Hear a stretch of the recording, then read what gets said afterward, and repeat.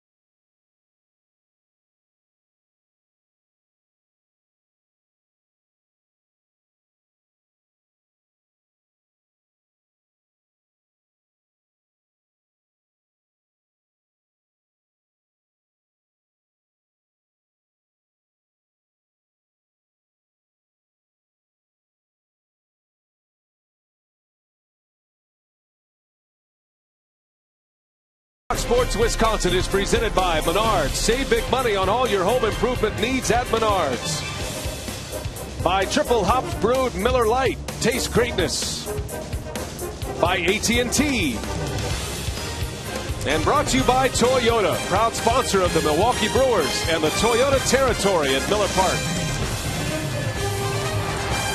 Just a beautiful day for baseball. Independence Day at America's heartland, and no better way to spend it than at the ballpark.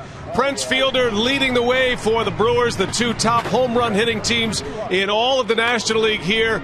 Chris Young, he sets the pace for the Arizona Diamondbacks. We are just about set for Game 1 of this 3-game series. Happy 4th of July to everyone. Brian Anderson along with Bill Schroeder. Great to have you with us today. Hope you're enjoying your backyard barbecue, and glad you could make us a part of your schedule. Brock, let's talk about these 2 teams. They swing the bats well, a lot of firepower with these offenses. Yeah, both of these teams score a lot of runs and rely heavily on the home run ball. The Diamondbacks have 4 guys in double digits. The Brewers with 3. It's going to come down to which pitching staff is going to be able to keep the baseball in the ballpark. 2 of the best pitchers on their respective staffs as well, matching up against these powerhouse offenses. You've got Sean Markham on the mound for the Brewers, Daniel Hudson for the D-backs. Great to be back at Miller Park. The Brewers are going to need some of that home cooking. They need to get back to winning ways. Game 1 is coming up between the Brewers and the D-backs.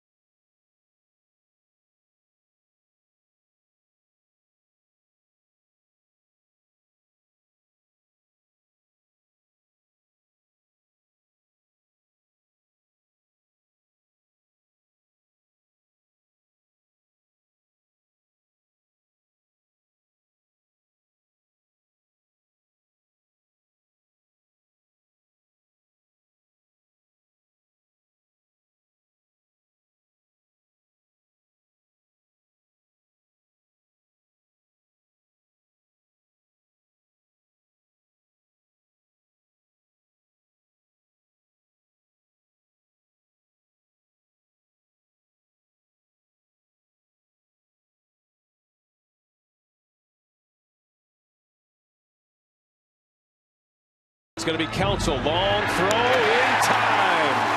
An absolute masterpiece here tonight. And Ron Renicky, you have your first victory as a Major League manager.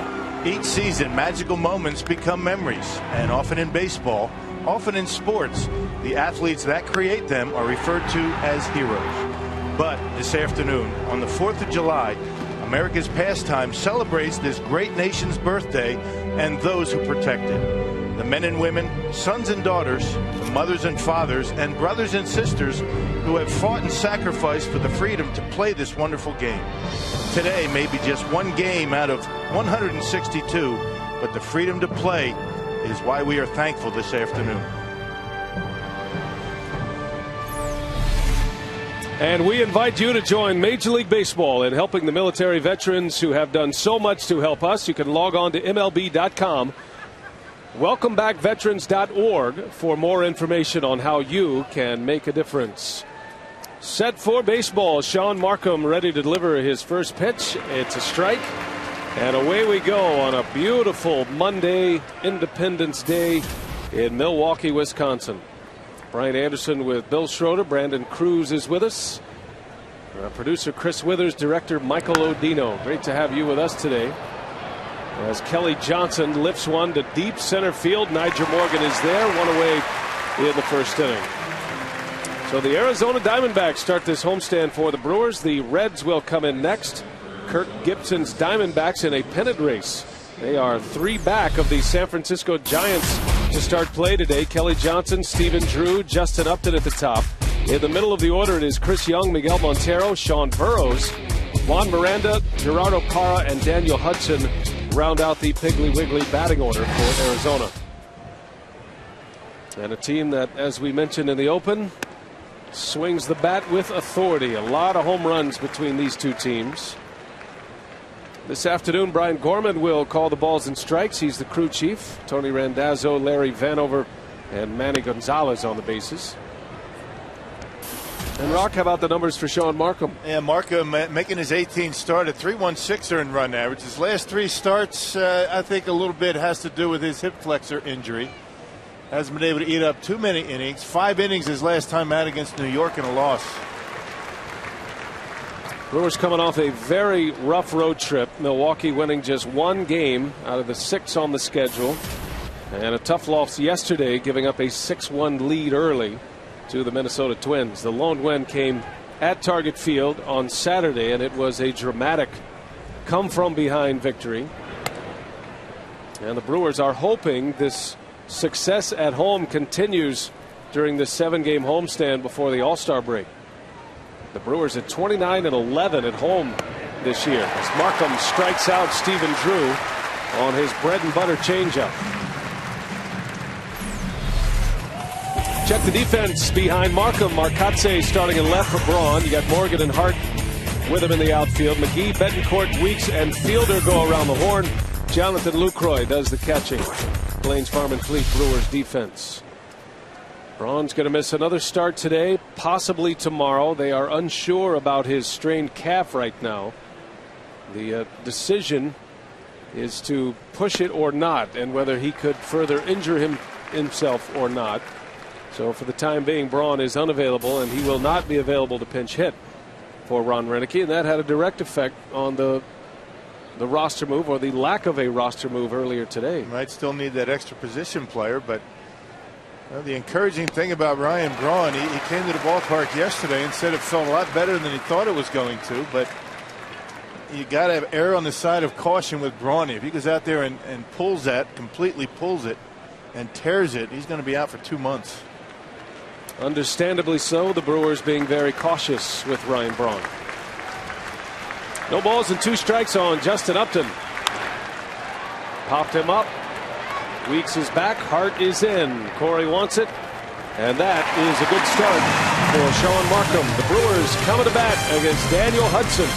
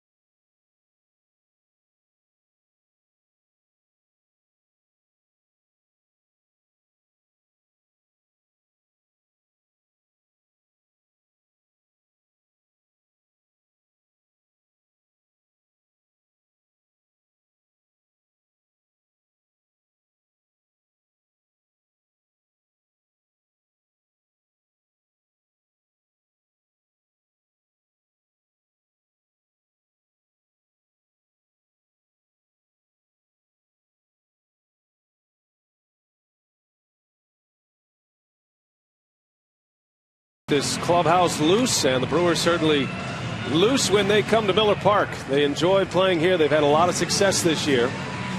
And here is Renick's Piggly Wiggly batting order today. It is Ricky Weeks, Nyjer Morgan, Corey Hart.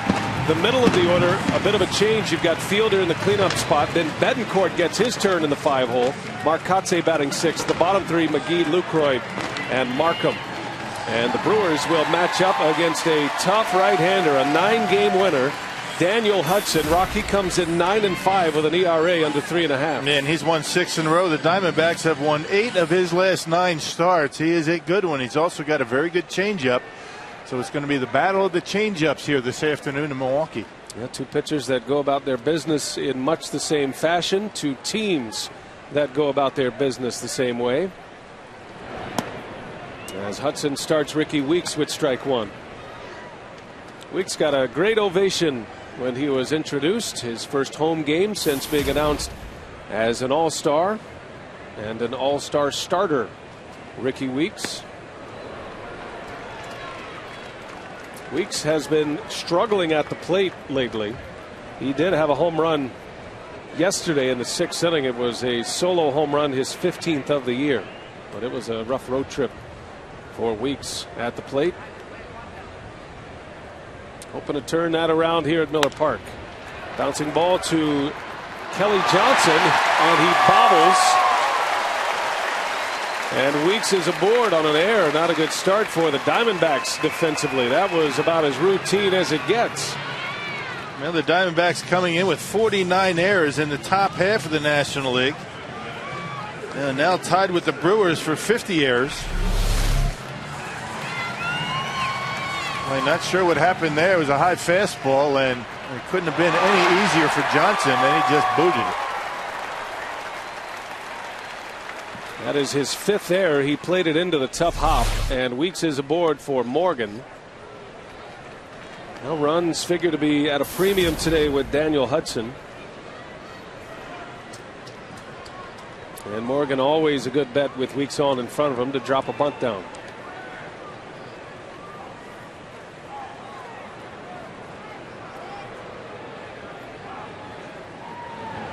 Morgan swings away to center. And it's Chris Young who will make the catch for out number 1. Let's check the Diamondbacks defensively. You've seen Kelly Johnson. The outfield is Parra, Young, and Upton. Sean Burroughs, very interesting story. Back in the big leagues. He's at 3rd. Stephen Drew, Kelly Johnson, and Juan Miranda. And Miguel Montero behind the plate. Kirk Gibson managing the Arizona Diamondbacks, and he has them off to a pretty good start. They had a extremely hot month, or really a little over 3 weeks when it was all said and done, to put them in the picture in the National League West. Yeah, you're talking about a stretch, and it started in May 13th to June 4th, where they were so hot. They were 18-4. They went from 5.5 games back to a half a game in first place. Other than that, they've been very average this year, but they did have that really good run. Now Corey Hart back in the 3-hole again today for Ryan Braun. Braun was injured Saturday night trying to leg out a bunt. Had to be taken out of the game. That was the night the Brewers had the great comeback. George Kataris ended up hitting in Braun's spot in the batting order, and he drove in the game-winning run. But the Brewers are missing the bat of Ryan Braun. Renick's had to shuffle that lineup.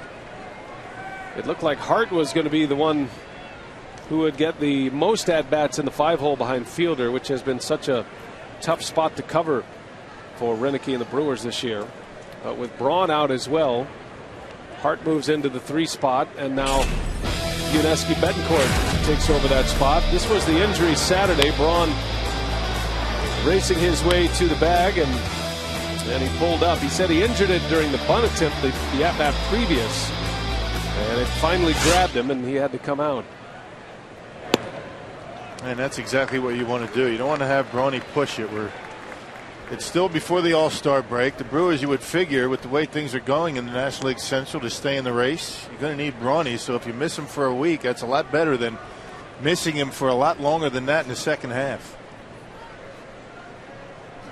2 balls, 2 strikes on Hart. 3-2 the count. And just for some context, the Brewers and the Diamondbacks, the exact same records coming in, 45 wins, 40 losses. And the Diamondbacks 3 back of the Giants in their division, while the Brewers are in a first place tie with the Cardinals.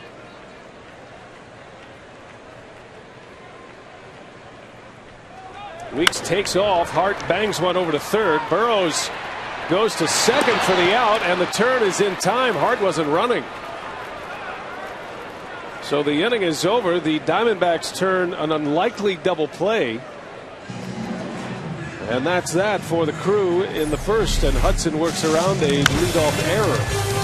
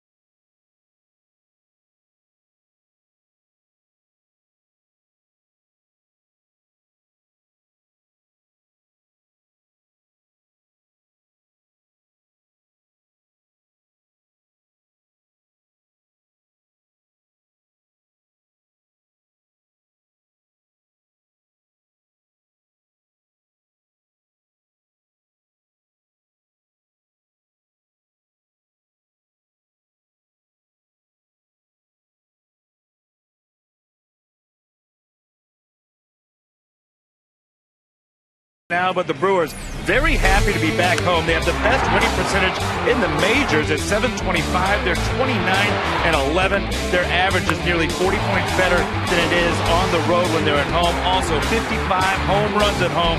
They score nearly 5.5 runs per game here, and their ERA just above 3.5 runs a game. So they love being back. And Ryan Braun was telling me he was very happy summer has finally reached Milwaukee. Guys? Yeah, warm temperatures, the roof open, plenty of sunshine today. Just a great day for baseball here.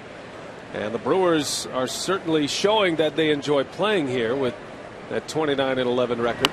And they've needed every inch of it this season. As Chris Young pops it up to Betancourt, out number 1 in the second inning for Markham. Well, I guess you could say that although the Brewers' interleague record was not that good, they were below 500 in interleague play. They weathered the interleague storm. Everybody was pointing to how tough the interleague schedule was for the Brewers. When the schedule came out, and they said if they could weather that storm and stick around and be close through that stretch, that they would be happy. But the success that they've had at home and the success that they had before interleague play is why they're still in first place. Now the Brewers with the best winning percentage at home, the worst on the road in the National League at 16-29, and they get through interleague play 6-9 for the year. Arizona had a winning record in interleague despite losing yesterday in Oakland. The Diamondbacks go 10-8 in their interleague schedule, included games against Oakland, Cleveland, Detroit, and Kansas City. They also had a series against the Chicago White Sox. Yeah, the Yankees with the best interleague record this year, 13-5. The worst was the Houston Astros, 4-11. Arizona starting a 3-city road trip here today in Milwaukee. They've had an interesting travel schedule, the Diamondbacks. They came to the Midwest for interleague against Kansas City and Detroit. They went home to play the Indians and then all the way out to Oakland before returning back to the Midwest late last night to start this series with Milwaukee. They'll have the Cardinals next in St. Louis prior to the All-Star break.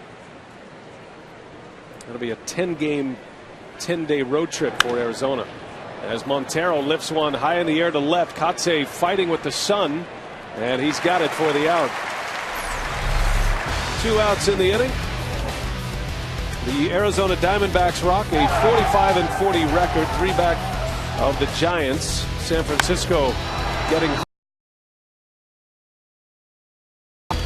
separate themselves from the Diamondbacks a little bit, but Arizona feels like they're just as much in it as anyone right now. But there are a few spots in their rotation, in their bullpen, and in their lineup that they'll try to cover here as we get towards the trade deadline. Yeah, you can't rely on the home run all the time. And the Brewers certainly hit a lot of home runs, but they're able to manufacture runs. The one issue that the Diamondbacks have right now, and it's not going to be a long-term problem, J.J. puts their closer on the disabled list. He has a bad elbow. The bottom of their rotation, talking about the Diamondbacks, has not been very good. Hudson's been far and away their best. He's won 9 of his last 10 starts after starting out 0-4. Kirk Gibson has these guys playing some pretty aggressive baseball. They make his players accountable for what they do out there. And that's the kind of a player he was when he was a player back in the days with the the Detroit Tigers and the Dodgers. Sean Burroughs in the starting lineup for Gibson today. And in fair territory, Kotze makes the play. And 6 up, 6 down, retired by Markham.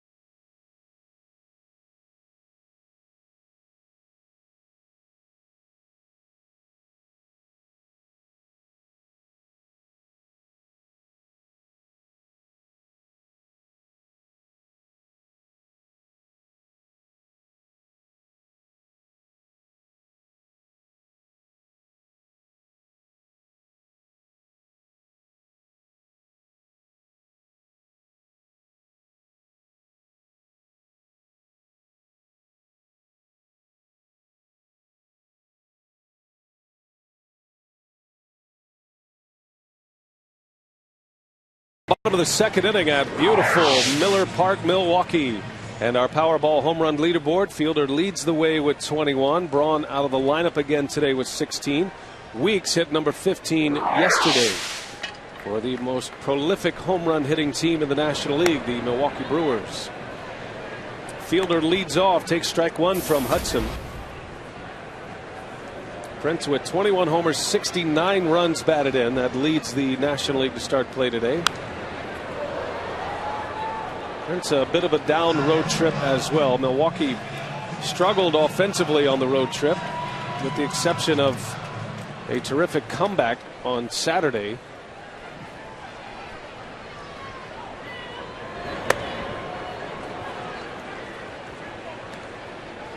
Fielder will be making his home run derby selections tomorrow. New format this year for the home run derby. Prince Fielder is the captain for the National League, and he's wearing the stars on the back of his jersey, indicating he's an all-star. That's a new wrinkle this season. Nice. So you'll see Prince Fielder and Ryan Braun and Ricky Weeks with the 2 stars next to the logo. Good eye. I didn't catch that. Well done.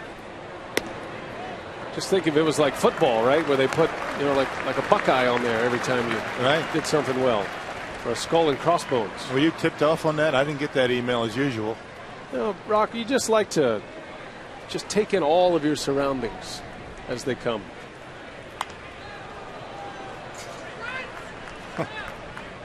Big conference call earlier today. Discuss the all-star branding of players. I thought you were on that call. I assume you were on it. I sworn you were on there. Maybe not. Maybe I was wrong. I got in late last night.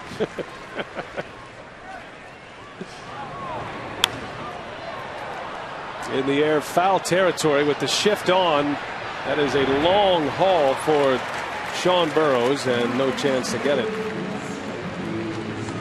Speaking of the All-Star game, you can watch Prince Fielder and the rest of the All-Stars gather together in the Arizona desert. It's the summer's biggest event. Fox brings you every thrilling moment of the 2011 MLB All-Star Game. Coverage begins Tuesday, July 12th, live from Phoenix, 7 Central, only on Fox. As Fielder is down on strikes. Boy, that's a nice changeup. That is one of the better changeups that you'll see. He's got a 94-mile-an-hour fastball to go with it, and he's got that unusual slot, kind of the high three-quarters delivery. He keeps that shoulder closed a long time, which allows him to hide the baseball a little bit longer to left-handed hitters. He also has a cutter to go with his fastball and his changeup. That changeup's a good pitch. He has pitched like an ace for the Arizona Diamondbacks this year. Daniel Hudson, 24 years of age, facing Yuniesky Betancourt with one away in the second.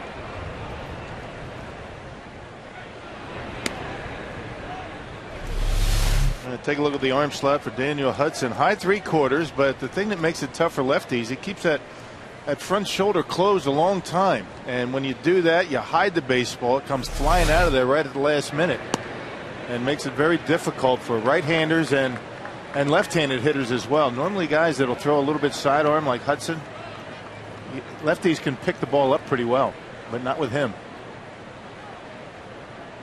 2 balls and a strike on Betancourt. And a big chopper over to Burroughs. And a nice play for out number 2.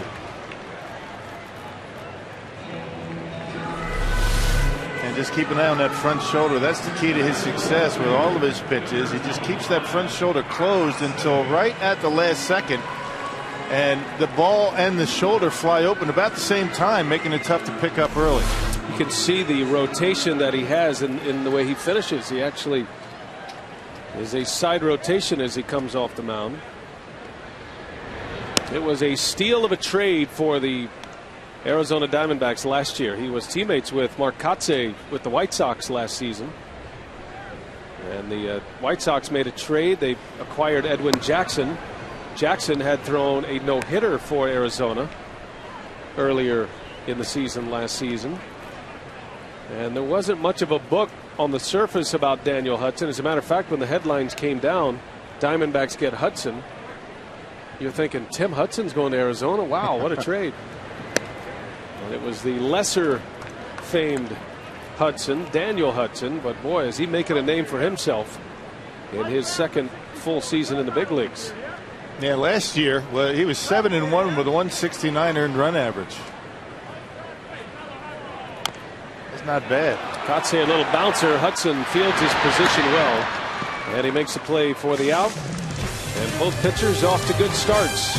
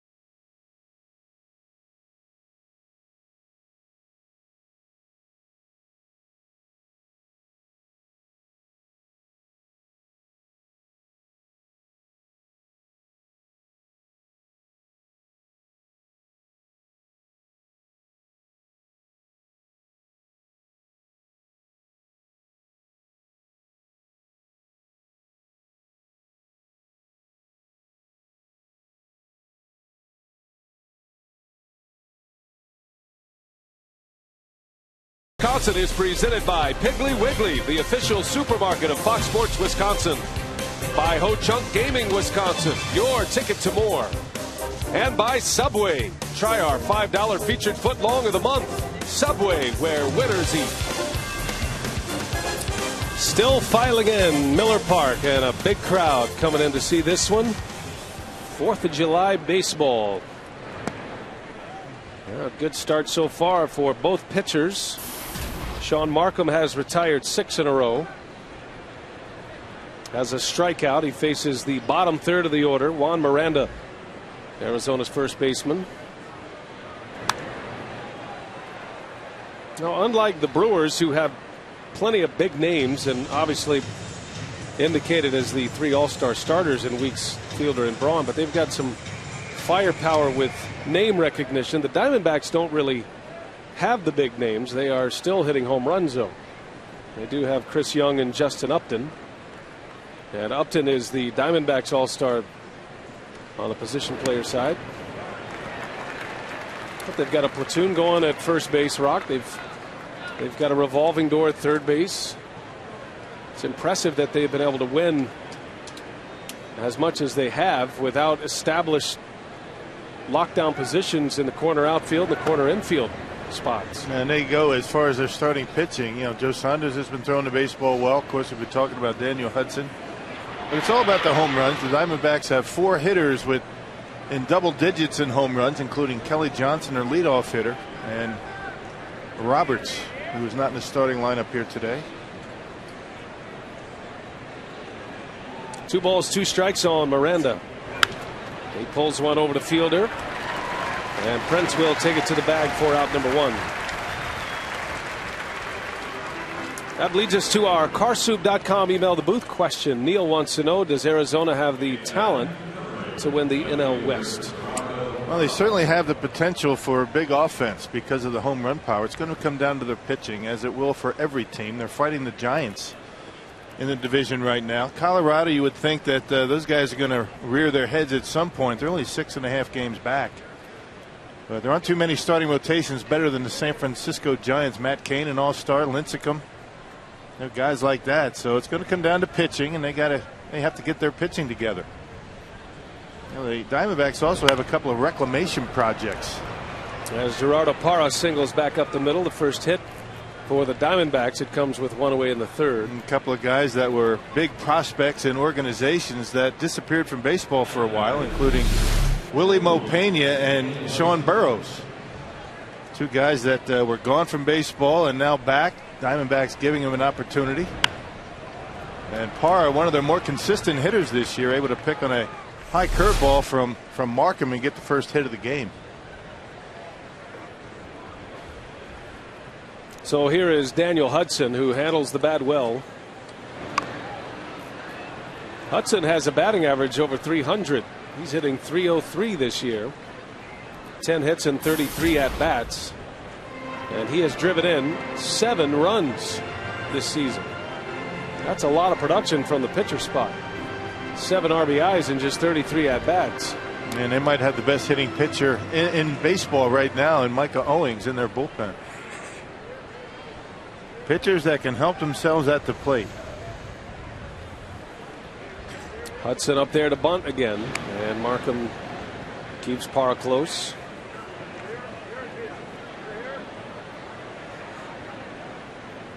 Hudson and Zach Duke, who is also in the Diamondback starting rotation, driving in a ton of runs this year.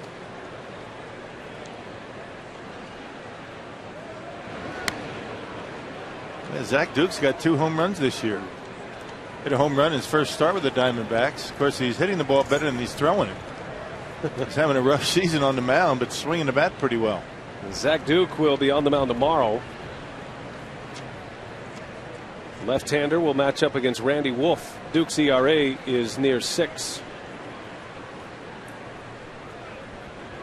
And that gets by Fielder. And Parra is on his way to second, thinking about third. Now he goes. Weeks throw to third base, and it's not in time. Parra takes 2 bases on the throwing error. I'm not sure what happened there. It looked like Prince just whiffed on the throw. Not sure if the background, the sun is shining brightly beyond third base. You're not sure if Prince lost it in the sun a little bit, the brightness behind him, but that's certainly a ball you got to be able to handle. Looked like he tried to put a tag on before he had the baseball, and that's a mistake you can't make. And Parra, with good hustle, gets to third base. Those are the kind of things that the Brewers usually do on the road, not at home.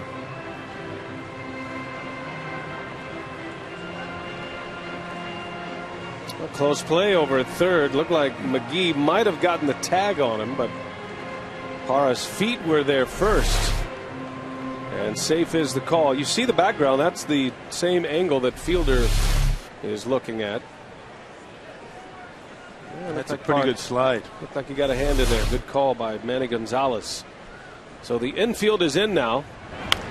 And a bouncing ball foul from Hudson.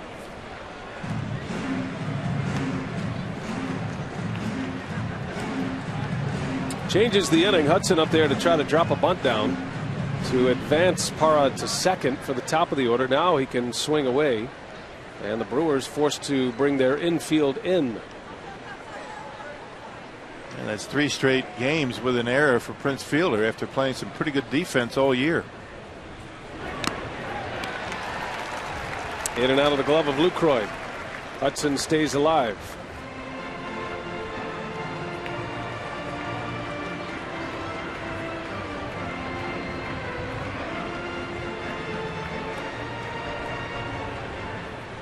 So both clubs with errors.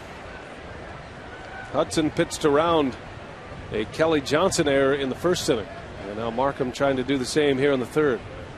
He could use a strikeout. Down on the dirt. Good block from Lucroy. Count evens at 2 balls and 2 strikes.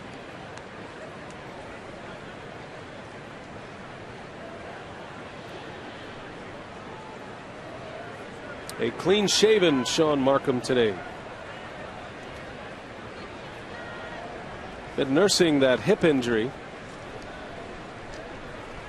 And some short starts since that injury came up in Boston when he went just 1 inning. There's a swing and a miss. That's what he needed, a strikeout of the pitcher.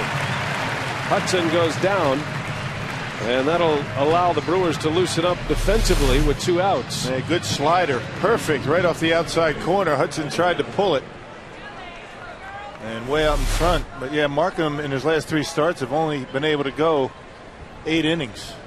And that's very unusual for him. I think that he's ready to go today.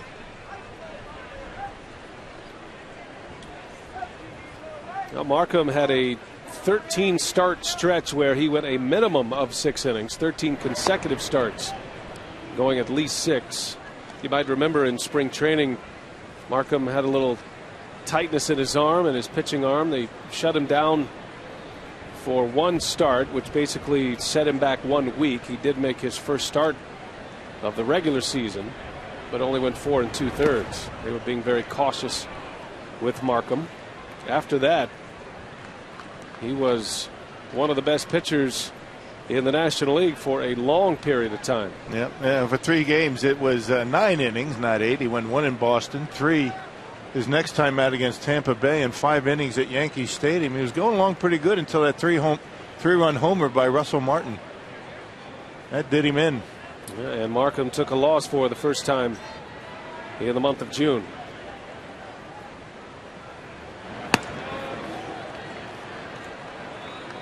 Markham's losses this year have come against the Reds in his first start. He lost against San Francisco here at home in late May and then dropped one on the last road trip at Yankee Stadium. But he comes in with a 7-3 record and an ERA just over 3. Pitching carefully to Kelly Johnson. First and third for the Diamondbacks with Stephen Drew coming up.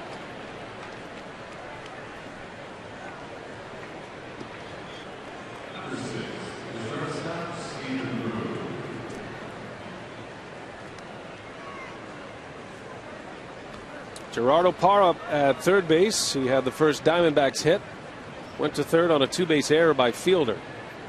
And now first and third against Markham. 2 men are out.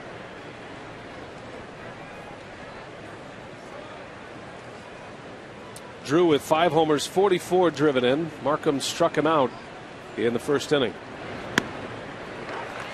There were times in the American League, opposing managers against Sean Markham would stack their lineup full of right-handed hitters. Joe Madden did that against Sean Markham because his changeup is so effective against lefties. Right. Well, his changeup ordinarily is going to go away from left-handers and down and into right-handers, making it less effective in theory. But Markham's one of those guys who can move his changeup around quite a bit. He's going to get out of it. They pop up fair territory to McGee, and the side retired. Markham works around a 2-base error, and 3 scoreless on the board.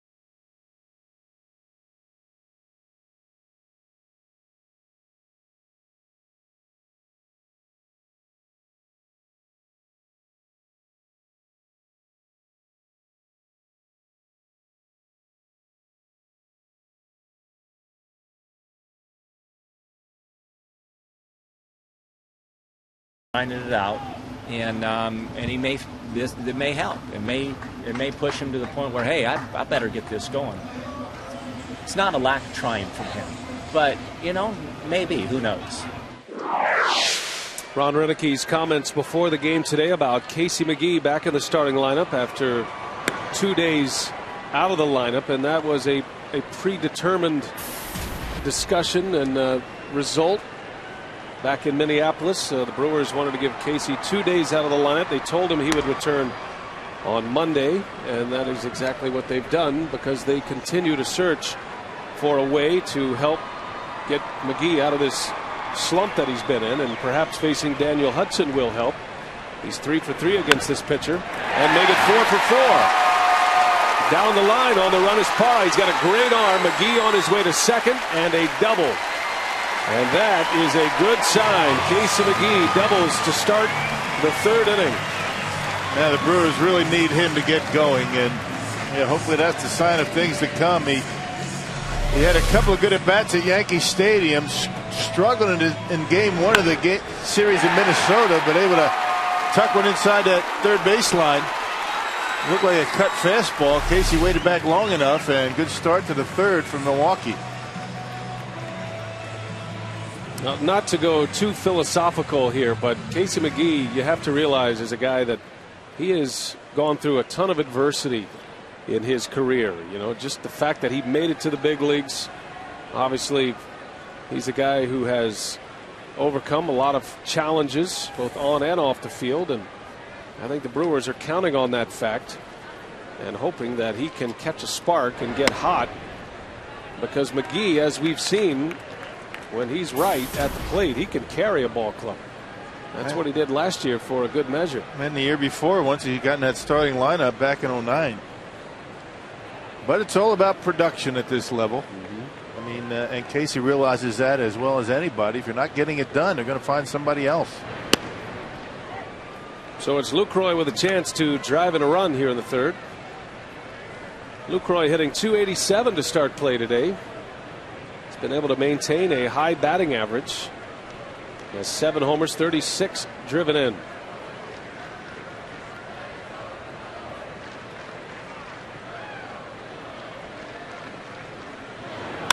Lucroy into center field.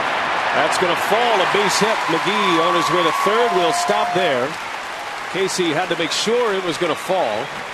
And Lucroy with a single makes it first and third. The Brewers off to a good start here in the third inning. Hey, on Friday, fans 21 and older can sample craft beer from Leinenkugels with the purchase of a $36 club outfield ticket in select sections. Call 414-902-4641 or visit brewers.com/brews. Yeah, Lucroy really has been swinging the bat well. He got jammed a little bit, was able to pull the hands in and get enough of it to dump it into center field. That was a good at bat. And the reason he was able to do that, he was thinking opposite field to try to get Casey to third.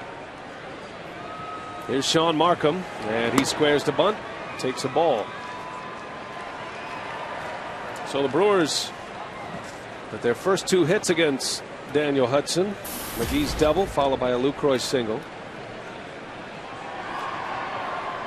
Markham, a college shortstop, handles the bat well. His numbers at the plate don't show it much. He's just 3 for 29 this year. But he pushes that one beautifully. McGee coming home to throw, gets away. Miranda made a decision to come to the plate. He actually looked like a good decision. They had him out at home, but bad throw. A bad throw, and McGee scores, and now the Brewers with a chance to open up a big inning here. What was that, a safety squeeze? I mean, I'm anticipating Markham just dropping down a bunt to advance Lucroy to second base, but a good throw, and Casey McGee is an easy out at home plate. The Brewers very aggressive, forcing a mistake by the Diamondbacks first baseman. And still nobody out. I think the first baseman Miranda very surprised that Casey took off as well. I'm not sure it was drawn up that way, but it worked. It was the kind of bunt that the Diamondbacks could have turned to double play. They had plenty of time to do that with all the parties involved running the bases. But McGee changed Miranda's mind at a terrible throw from 40 feet. He wasn't ready to make a throw to home plate. It surprised him. So it gives Sean Markham a sacrifice, a fielder's choice to get to first base and an RBI. First and second, nobody out. Top of the order. Here is Weeks.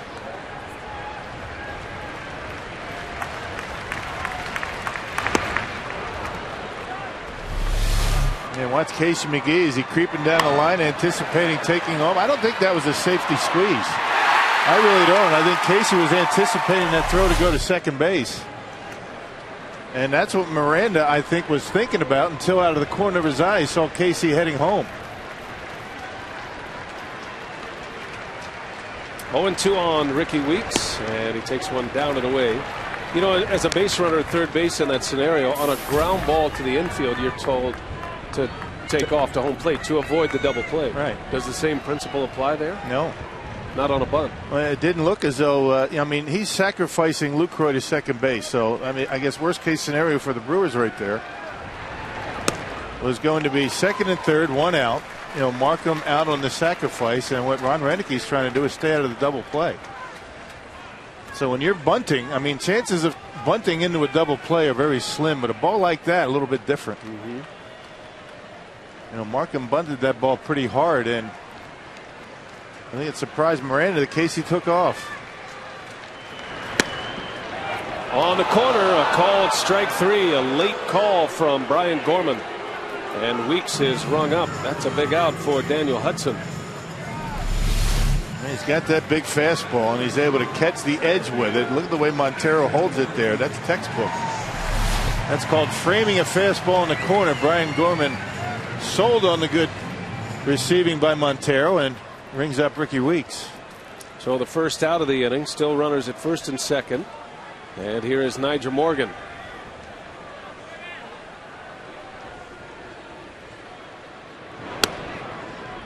And Hudson finds a corner again for a strike.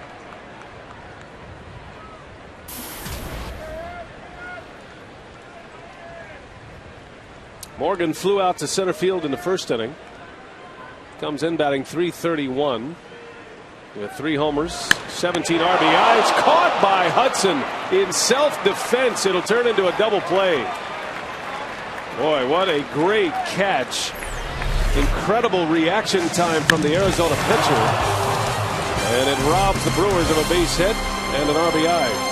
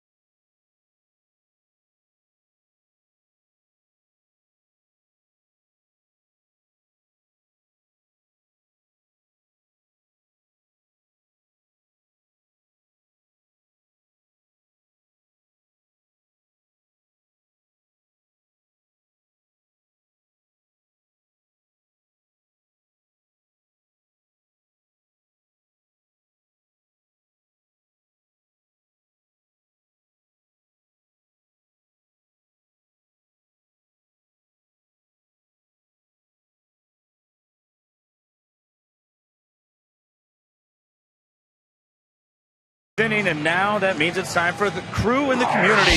The Brewers block parties are back this season, and the next one is coming up Saturday, July 9th. The second Brewers block party will take place at Tippecanoe Park in Milwaukee. All Brewers block parties feature appearances by players and coaches, the Clements Famous Racing Sausages, and raffle prizes. All block parties are slated to begin at 11 a.m.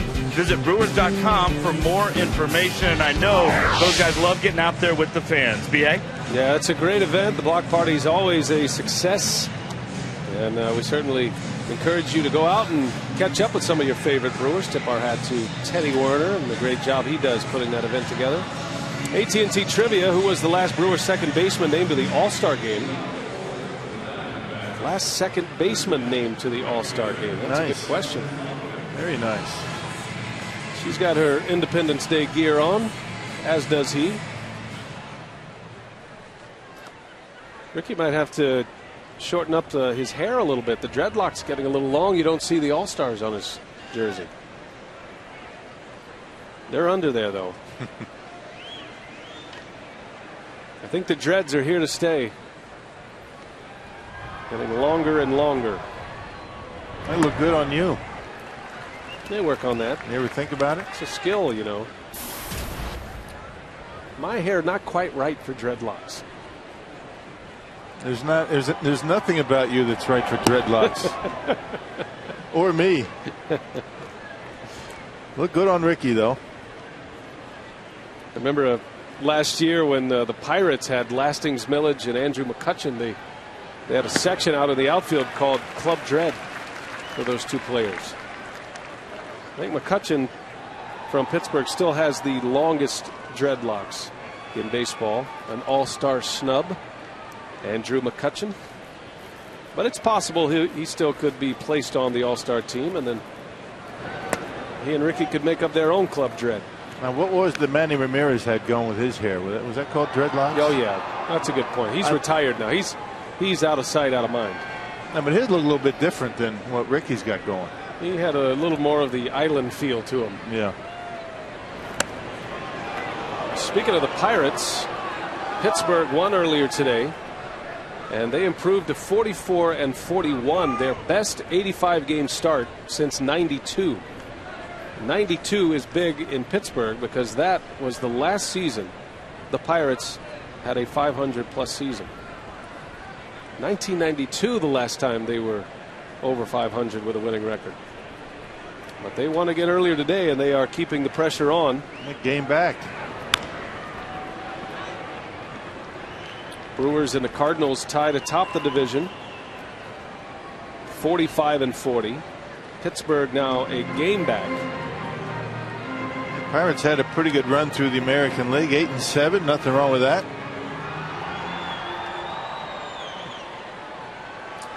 They took 2 out of 3 from the Red Sox in their home park. Markham strikes out Justin Upton. Good way to start the 4th inning as Markham punches out the all-star right fielder.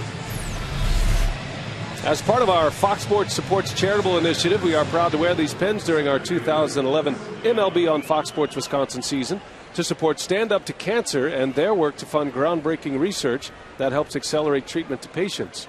And for more information, please visit standup2cancer.org/Fox Sports. Buckles the knees of Chris Young for strike 1. Markham with 3 strikeouts now. And facing the Diamondbacks' leading home run hitter, Chris Young.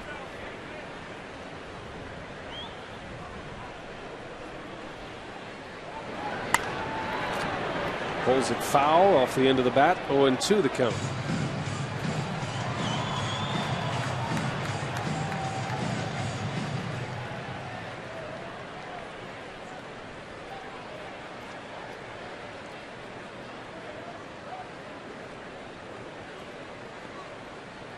Chris Young has been an all-star last year. And down he goes. Markham strikes him out back on the inside corner. Changing the pattern a little bit. Second time through the batting order. Yeah, why not? Have him looking outside for the breaking ball to change up and bust him in and make sure it's a strike. You know hitters aren't going to be looking for that. They're going to take it, so you've got to pound it for a strike on the inside corner. Typically something that soft-throwing lefties do very effectively. Ball has such an unusual spin. You could really see it from our center field replay. That's the thing about Markham. He sinks it, he cuts it, he's got all kind of crazy pitches. He's got to be a joy to catch for a guy like Jonathan Lucroy. There's a lot of creativity involved. That one is hit way back, and Miguel Montero sends one deep out of the ballpark. So a mistake from Markham, and Montero, a no-doubter, ties this game at 1. This guy's had some success against Milwaukee in his career. Very good offensive player. And he struggles a bit defensively, but he can hit. There's no question about that. Tried to come inside, left it out over the plate. That's a no-no. And Montero, the nice swing, able to drive one out of here to right. He knew it right away. That's the thing, we don't throw hard. 86, 87 miles an hour. You make mistakes, and they hit them.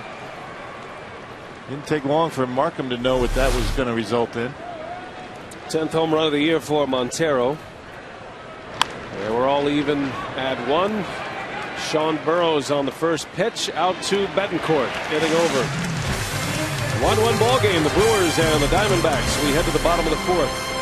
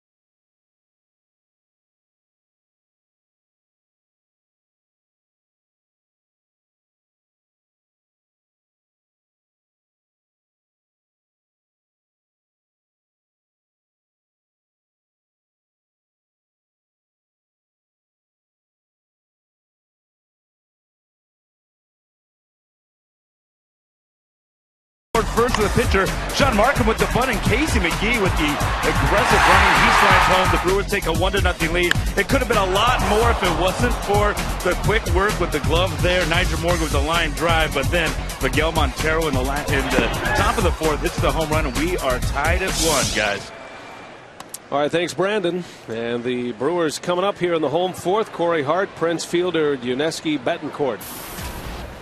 Each club with a run, each club with 2 hits. Diamondbacks have committed 2 errors. And the Brewers with an error as well today.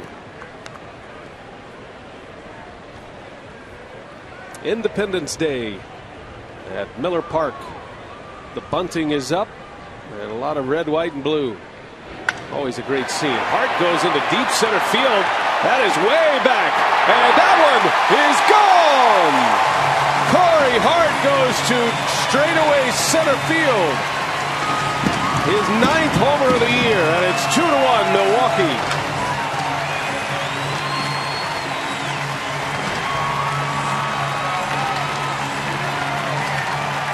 Boy, that was a rocket to center field. Hit the Miller light sign out there on the scoreboard. Oh, way back for Corey.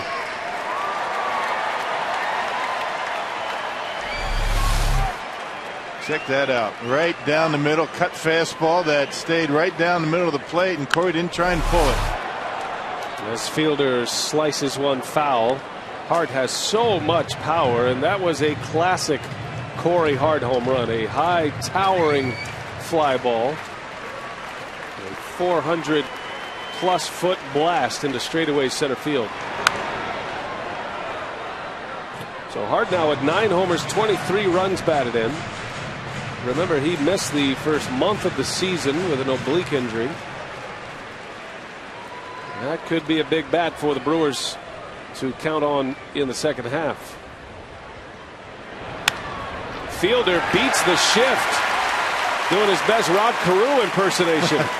And a base hit for the big fella. And that's about as dramatic of a shift, with the third baseman playing not just where the shortstop ordinarily is, but up the middle. Well, Prince able to get on top of it, tomahawk it into left field. And Kirk Gibson saying, all right, you want to do that? That's fine. We're going to do the same thing next time up. And Hudson gave him a fastball up and away, and an easy pitch to be able to roll into left field. A fielder who's been scuffling at the plate a little bit comes up with his first hit. And here is Betancourt coming out of his shoes against Daniel Hudson.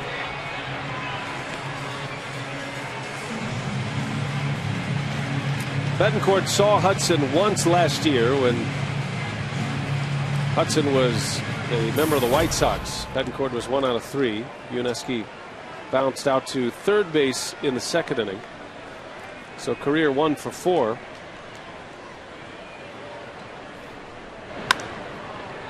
That one is in the air. Second baseman Kelly Johnson will give way to Upton for the out. 1 gone in the inning. Back to our AT&T trivia. The question today was, who was the last Brewer second baseman named to the All-Star game? And you got to go back to Fernando Vina, 1998. Actually had a hit in that game. And second baseman all time, Don Money. He was a 4-time All-Star. Paul Molitor, of course.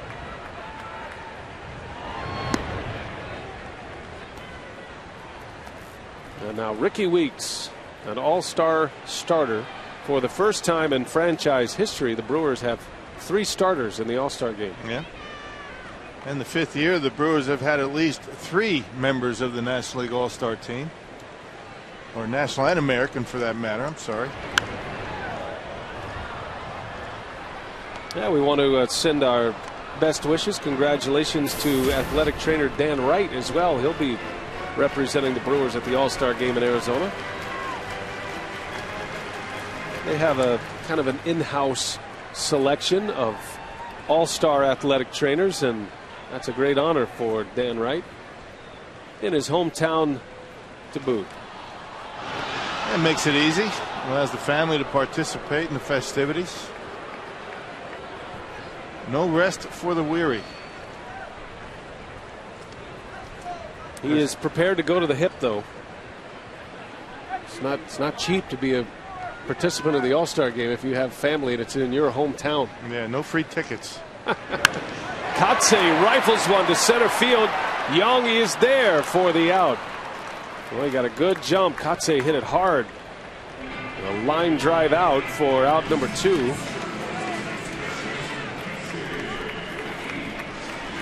And here comes Casey McGee. Let me go back to that All-Star thing that I talked about. Since 2006, the Brewers have had at least 3 participants in the All-Star game. They had 4 in 07. A sign of the times of the franchise and where the franchise is going. I think Mark Atanasio takes as much pride in that fact, the fact that his players are now recognized as All-Stars. So many All-Stars each and every year. McGee, a bouncer back up the middle, and another base hit. How about Casey McGee? Ron Renicky pulling the right card with McGee. He is 2 for 2 today. Daniel Hudson has never retired McGee. In his career, he is now 5 for 5 against him. It's just amazing that some hitters see certain pitchers so well, even when other hitters are having a tough time with them. You know, Casey able to stay back nicely, picks that front leg up and sets it down. And some top spin, able to roll it into center field just out of the reach of Drew. Well, who knows? This might be a day to mark for McGee. 4th of July. He has always had great success against Arizona. In 12 career games, a .548 batting average. 16 home run, or rather RBIs in those 12 games to go along with the 5 homers.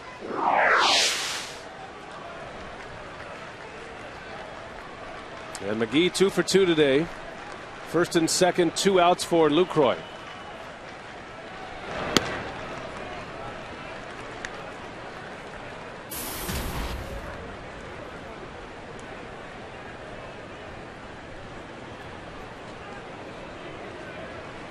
Lucroy singled in the 3rd inning. A little jam shot that fell in center field. Brewers had a good inning going in that 3rd. A run was in. Markham given credit for the RBI on a sacrifice bunt. He reached on a fielder's choice. But then Morgan hit a rocket back to the mound. Hudson made a great play, turned it into a double play to get the Diamondbacks out of the inning.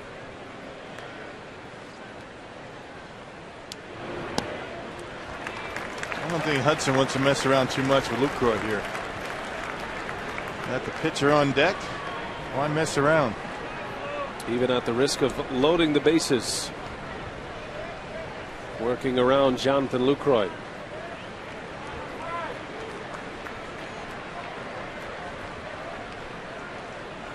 Fielder at second, McGee at first. And a 3-0 is in there for a strike right at the bottom of the strike zone.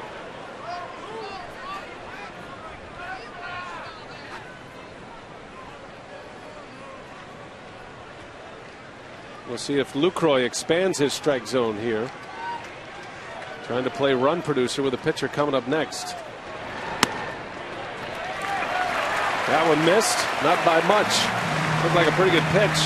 Lucroy walks, and the bases are loaded. Daniel Hudson taking a long look in at Brian Gorman behind the plate. I tell you, if he's going to expand his strike zone, that would have been a pretty good pitch to swing at. That was a cutter that stayed middle in. That was a good pitch to hit.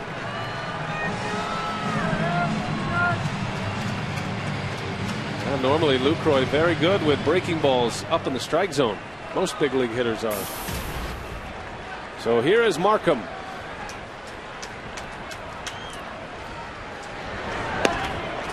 Markham delivered his first RBI of the season in the 3rd inning. And he's got a big chance to help his own cause on the mound today. A run is in on a Corey Hart homer. Markham down to the count 0-2.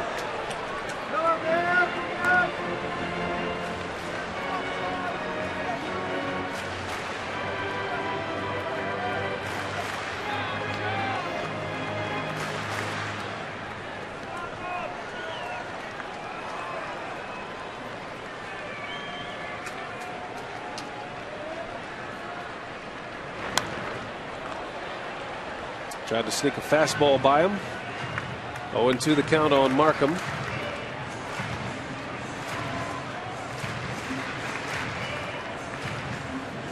Well, Sean up there battling. Who knows? Trying to put it in play. Take his chances. The 0-2 pitch and a swing and a high drive to left. Back is Parra at the wall. Grand slam home run. Are you kidding? Man. Sean Markham. How do you do? On an 0-2 pitch. Wow. Unbelievable. Markham goes the circuit. A grand slammer, the first of the year for Milwaukee. And it's 6-1 Brewers. His first career home run is a doozy. 5 RBIs today for Markham already. He had none coming in, and he's acting like he's been there before. Wow. The fans want him to come out to tip his cap. And here he comes. That's awesome. An 0-2 pitch, grand slam for Sean Markham.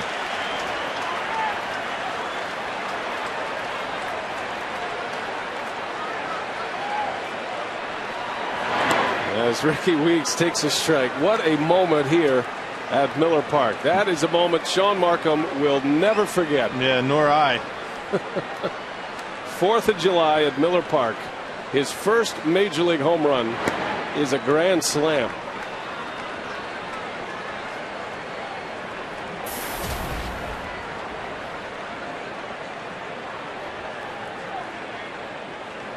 Milwaukee had been the last team in the big leagues without a grand slam home run until Markham scratches one across.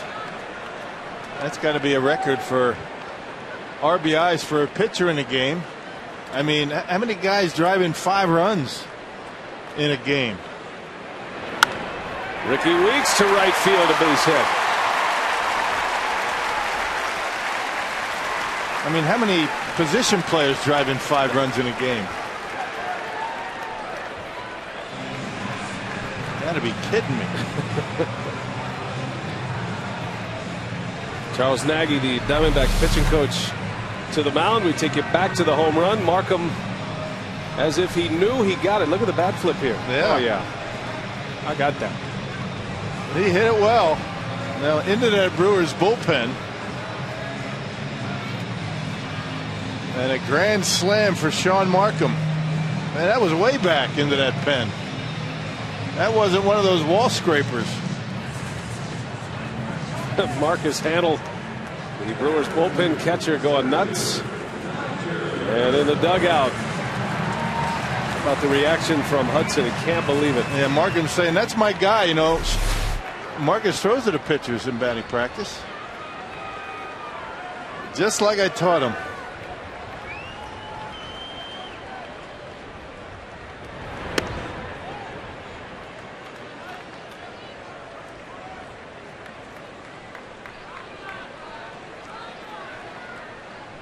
Nyjer Morgan, the 9th batter of the inning, started with a home run from Hart. Sean Markham with a grand slam. Weeks followed with a single.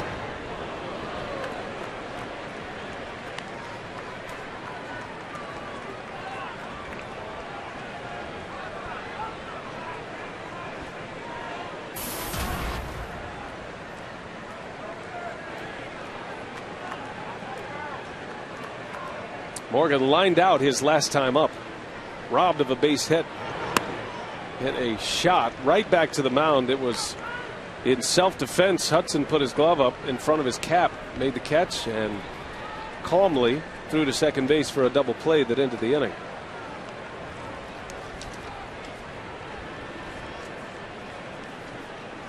One ball, 2 strikes on Nyjer Morgan. They check on Weeks at first.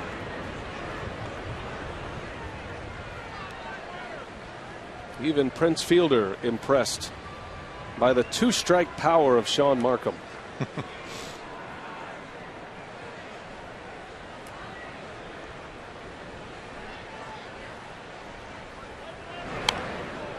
Morgan hangs tough. Well, we are searching the record books for a 5 RBI game by a Brewers pitcher. I know Gallardo, was he close? I don't think he had 5 RBIs though, huh? I don't know. I don't remember not off the top of my head. A Brewers pitcher with that many RBIs. Little cue shot coming in is Stephen Drew. Going to be a tough play. Morgan beats it out. Infield hit.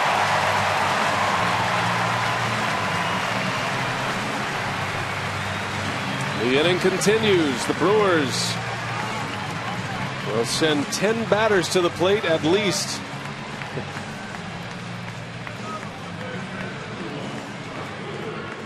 So Nigel Morgan, they say it all evens out, and I guess it does today for Morgan. He had a shot for an out last inning, and a little cue shot off the end of the bat goes for a hit this time around.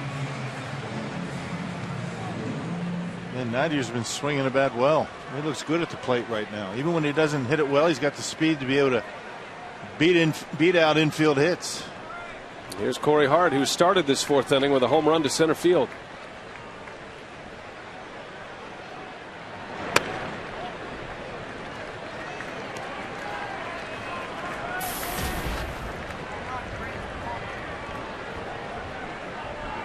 Hart's home run, his 9th of the year.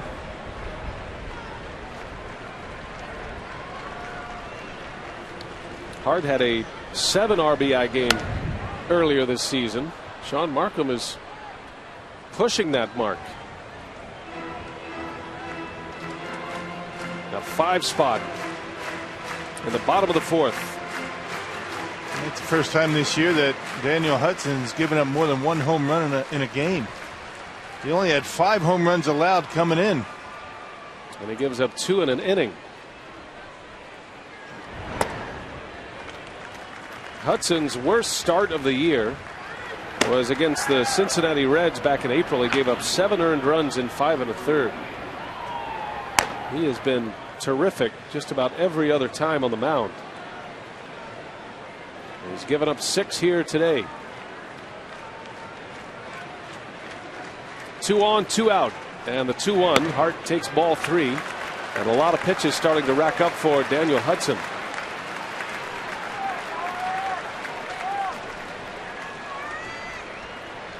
The pitch count at 76, 36 of those coming in this inning alone.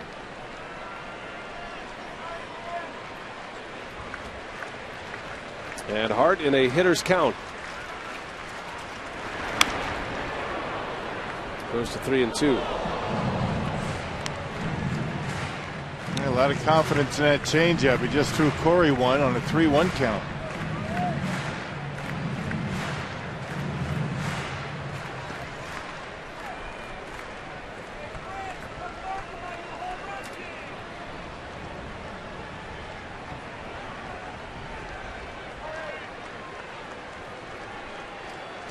Runners will take off. The 3-2 pitch, a swing and a miss. Hard down on strikes. What an inning. And what an inning for Sean Markham. You talk about the unexpected. An 0-2 grand slam home run. His first as a big leaguer. 6-1 Milwaukee on the 4th of July.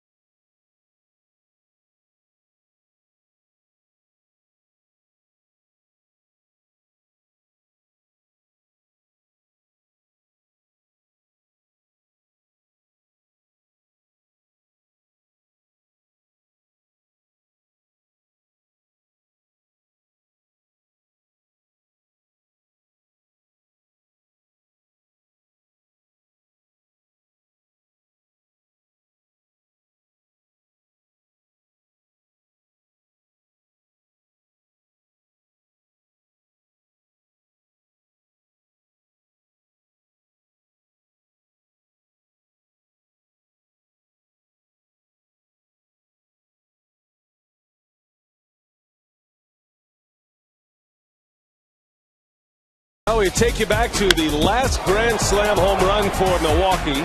June 14, 2010. Ryan Braun did it on the road in interleague play against the Angels. Against Ron Renick's Angels, as a matter of fact. And Sean Markham clears the board. The Brewers have become the last team to hit a Grand Slam since that time. The longest drought without a Grand Slam until Markham's 0-2 slammer here in the fourth inning. And just a correction on the scoring. Markham was not given credit for an RBI in the third inning. That was a straight error from Miranda that allowed McGee to score. So no RBI. I don't get that. And that's why. And no sacrifice. I don't get that either. Yeah, no sacrifice, no RBI. But that's the way it goes. So that was my mistake. I thought they had given a sacrifice and an RBI, but apparently not. What it means is that Markham has driven in 4 runs on the Grand Slam, of course, not 5. So just to tidy up some of these scoring decisions, and a monumental moment for Sean Markham. And because he hit that home run in the bullpen, the Brewers bullpen, he'll certainly be able to retrieve that baseball and have one for his trophy case. His first major league home run.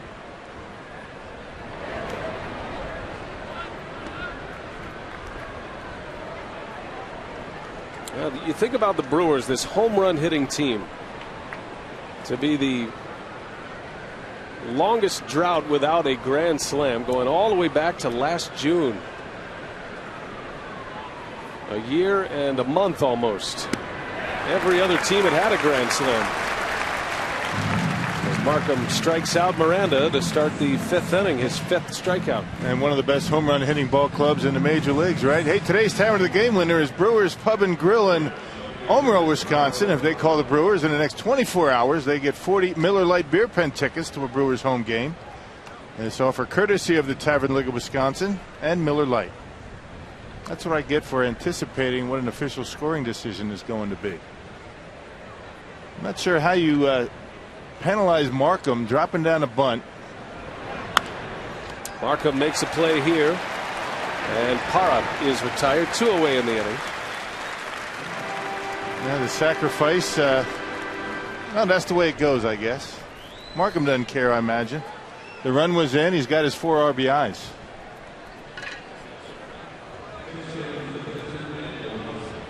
(6-1) Milwaukee. This is the same score the Brewers had on the Minnesota Twins yesterday after 3.5 innings. The Brewers scored 5 runs in the 4th inning yesterday. They do it again today. Markham with 2 outs in the top of the 5th. Daniel Hudson will be replaced by Willie Mopena.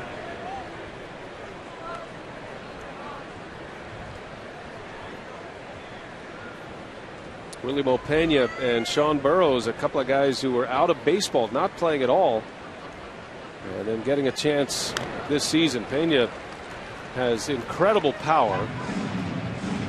Just 38 at-bats in the big leagues this year. He already has 4 home runs.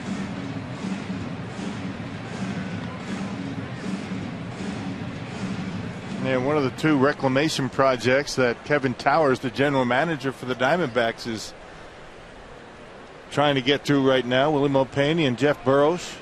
This guy, when he gets a hold of him, he can hit him as far as anybody. Yeah, like that one. That is way back and gone as Pena sends one almost completely out of the stadium. Did I just say that? Wow. Willie Mopena with impressive power, his 5th home run. And it is 6-2 Milwaukee. That's the way he used to hit him as a member of the St. Louis Cardinals back when he was a young kid. Problem is, he either hits a home run or strikes out. And one of the 2. This time he got a cut fastball up in his zone. 2nd home run for the Diamondbacks. Well, we said coming in, it's going to be the pitching staff that keeps the other team in the ballpark the most that's going to win this series. Already 4 home runs. Yeah, 2 apiece by the top 2 home run hitting teams in the National League. Pena out over the Harley Davidson deck. That is a long way. That one is ripped down the right field line. That's going to go to the wall. Kelly Johnson with extra bases. And it is a 2-out double for the Diamondbacks leadoff hitter.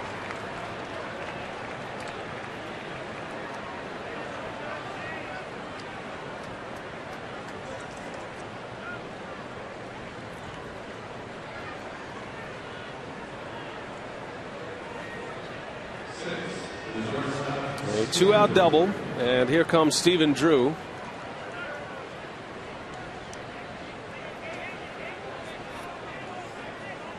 With the memory fresh on the minds of the Brewers, that loss yesterday, and Minnesota coming back winning 9-7 after being down 6-1. Markham will try to settle this one down as Drew takes a strike.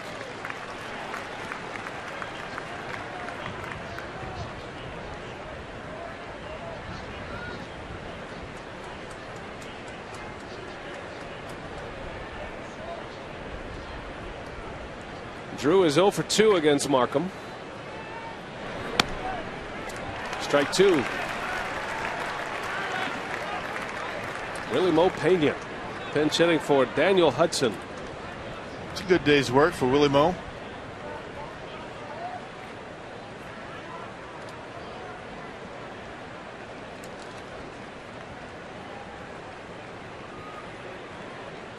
Ready for an 0-2 Markham against Drew, and he lays off this time.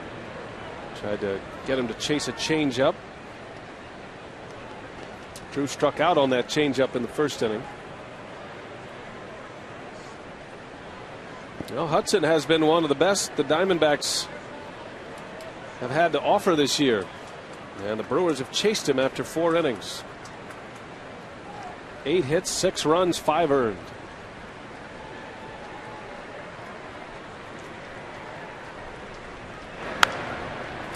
Little bouncer over to Prince, and he'll take it to the bag.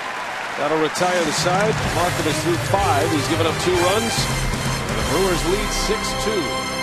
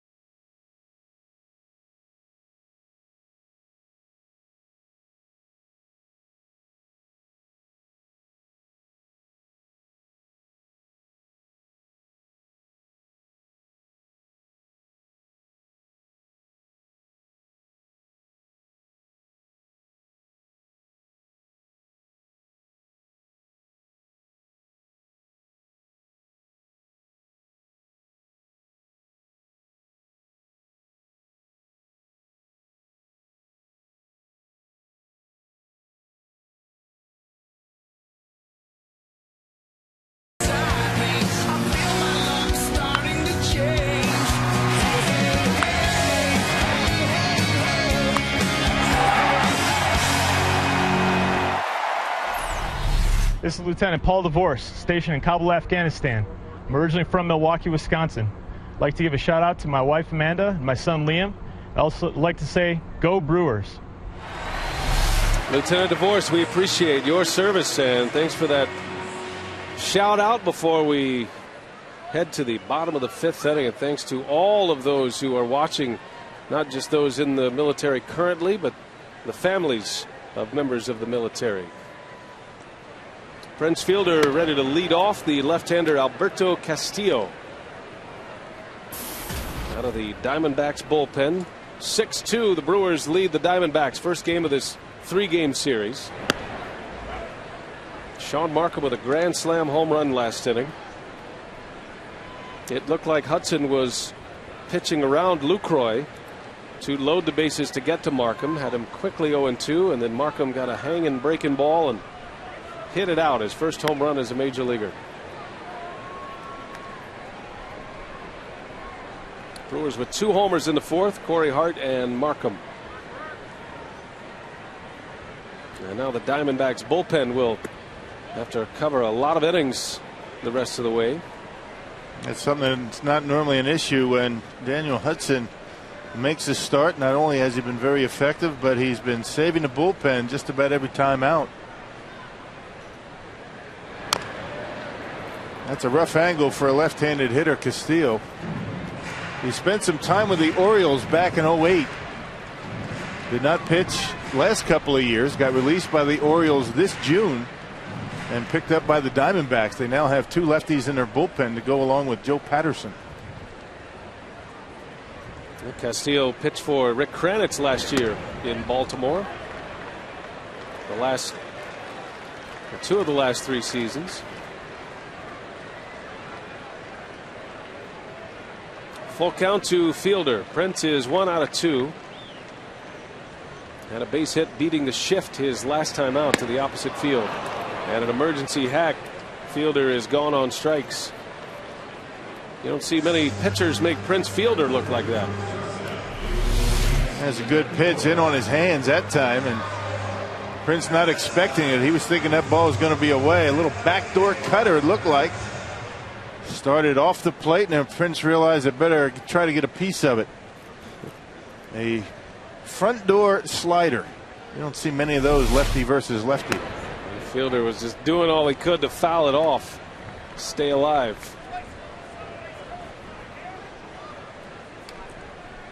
So Betancourt. Well, you know the Brewers would love to keep the pressure on offensively.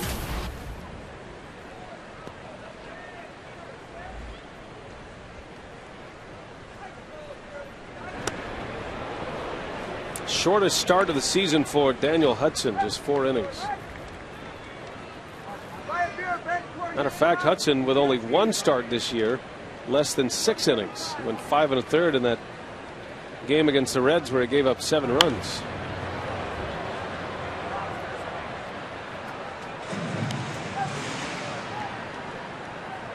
Hudson did a number on the Brewers last year. He pitched against Milwaukee in August and went 7 innings, just 2 runs. He was the winning pitcher against Milwaukee.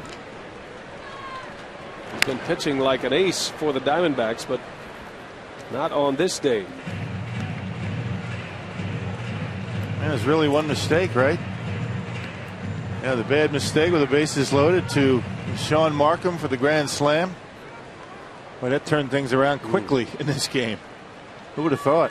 Took a 2-1 game and to a 6-1 game. The Diamondbacks got one back last inning from Pena. As Betancourt fouls out, and 2 away in the 5th inning. Hey, if you ever wonder what happened to former Brewer slugger Rob Deere, one of the heroes of the team's 13-0 start at 87, you can find out. FoxSportsWisconsin.com and our regular Where Are They Now feature. Plus, get all the reaction to the Brewers and their 3 starters this season at the All-Star game.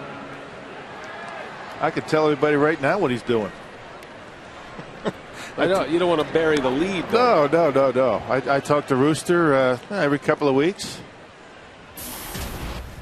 and I'll leave it at that. Did you provide any of the support information for that article? I wasn't asked. Oh. Mark Kotze with a base hit. A 2-out single. Kotze's bat starting to come around a little bit. He lined out his last time up. Had a good swing. Drove one to deep left center. Kotze yesterday had 2 hits, including his first Brewers home run. Yeah, last time out, lined out hard to center field on a nice play out there by Chris Young. And hits a bullet into right field. Not sure who he's looking at, but probably saying, see there, I know I could find a hole. Here's Casey McGee, 2 for 2 today. Either that or he's looking at Ron Renicky saying, I can hit left-handers.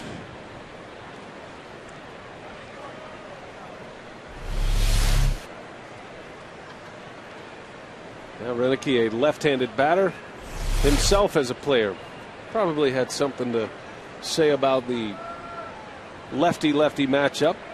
They might have been thinking in that dugout to pinch hit, perhaps. Katse maybe talked his way in. Say, I'm going to get a hit. And he did. Well, the Brewers have given their manager a lot to smile about today.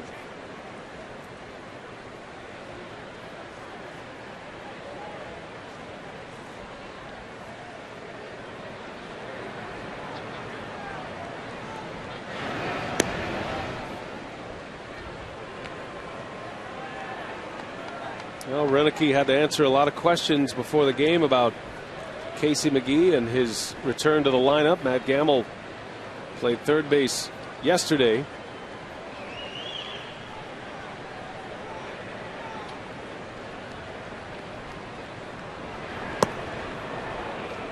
But they talked about the plan for Casey McGee because he is such a grinder, a mental grinder of the game of baseball. He's not a guy who, you know, when he's going bad, he takes more cuts, more batting practice. Yeah, you have to lock him out of the batting cage sometimes. And I'm sure that that's what went on back in Minnesota.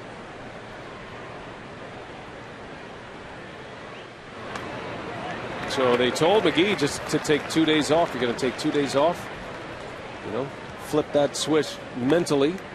Then we'll see you Monday. He did pinch hit yesterday. And a big spot. That's what always happens, right? You take a mental day off and then go up there and win the game for us. By the way, you're the last hope. So good luck. That's the game of baseball for you. And that's what happened. Ryan Braun not available to hit yesterday. That calf injury. Let's put it this way. When the conversation with McGee occurred, Braun was not injured. But true to his word, Renicky puts him back in the starting lineup, and McGee delivers. A double and a run scored in the third inning. He singled and scored a run in the fourth. Full count. Alberto Castillo facing McGee. Katse will be on the move. And McGee lines one to left field over his Parra. He's got it for the out. And the side retired. We go to the sixth inning at Miller Park. 6-2 Brewers.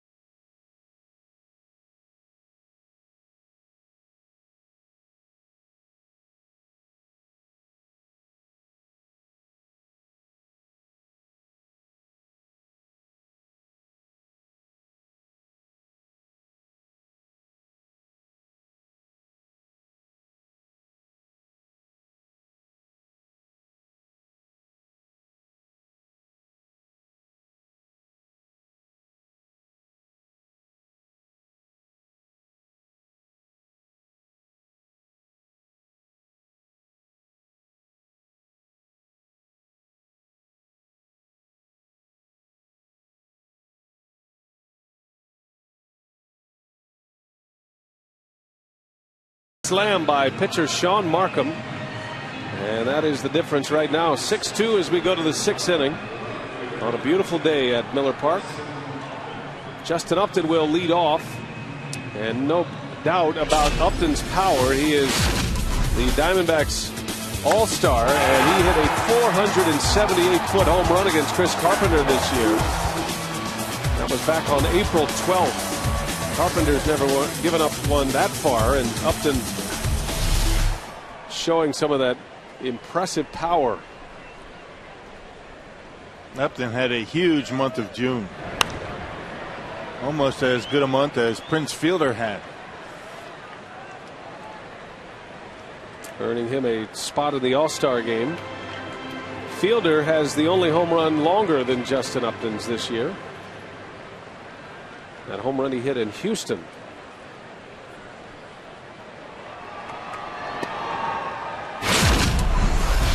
Well, remember this? Prince Fielder against Brett Myers, 486 feet. I'll never forget that one because the initial distance on that, posted by the Astros scoreboard, said 450 feet. They just kind of mailed it in, said, yeah, it looks like 450.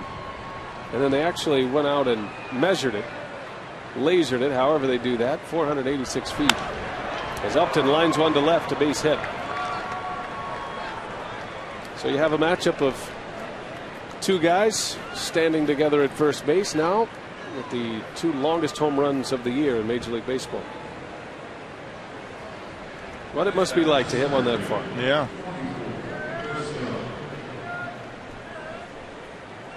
What do you think the longest home run you ever hit? Oh, I know exactly what it was. What was it? I was a California Angel against the Brewers. That was the beginning of the tail of the tape. It wasn't as accurate as it is now. 442. Oh, nice, Rock. And whom? And it was a grand slam against Bill Wegman. 442. That's deep. Pulled it into left center. You know, Tim Meade at the time, he was the guy in charge of all that. He was the Mike Vassallo of the California Angels back in those days. You know, the big wheel, Lance Parrish, had one at 441. You know, and Tim and I were pretty tight. So he gave me that extra foot. Nice. I'm sure the big wheel doesn't mind. No. Lance Parrish. He launched off a few 500-foot home runs in his career. Yeah, it wasn't anything to him. That was an important thing for me. Yeah. Tim Meade said, you know, Schroeder, he could really use something like that. I could use something like that, yeah. So all year long, I was at the top of the tail of the tape board as they put it up every day. Nice. That's a long ways. At least I had that going for me. Yeah, that's a lot. 442 feet. Mike Vassallo, on the other hand, would have had it at 440. Would have made me feel bad all year. Yeah, he would. He likes doing that.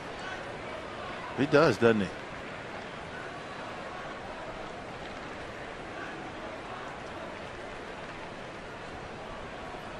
One ball, one strike on Young. 2-1. Chris Young is 0 for 2 against Markham.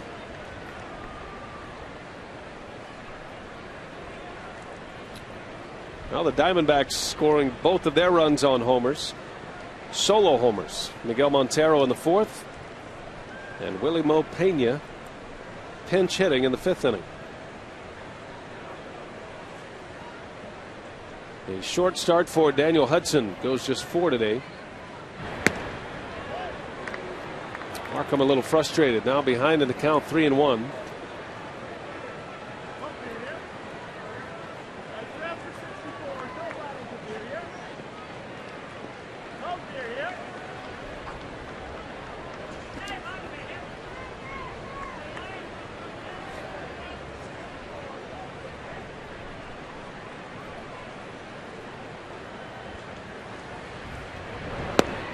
Young lays off. So 2 on to start the inning. And now Markham will have to deal with Miguel Montero. 2 on, nobody out here in the 6th. Now come out to Miller Park as we honor the legacy of the Negro Leagues at the Negro Leagues tribute game on Saturday. The Brewers take on the Cincinnati Reds, celebrate the Milwaukee Bears, the city's 1923 representative in the Negro National League. For tickets, visit brewers.com. Now Markham in a big spot here in the 6th inning, sitting on a 4-run lead with the home run hitting Diamondbacks. With 2 on, nobody out, Montero went deep against Markham back in the 4th. Yeah, Montero got a fastball away. It was supposed to be inside, and he knocked it into that Diamondbacks bullpen, a line drive. The Diamondbacks haven't seen much of Markham. He beat him last year, the only time he's faced Arizona. It was a 12-4 win for Toronto. The Diamondbacks seem to be getting better swings, seeing Markham's pitches a little bit better as the game goes on.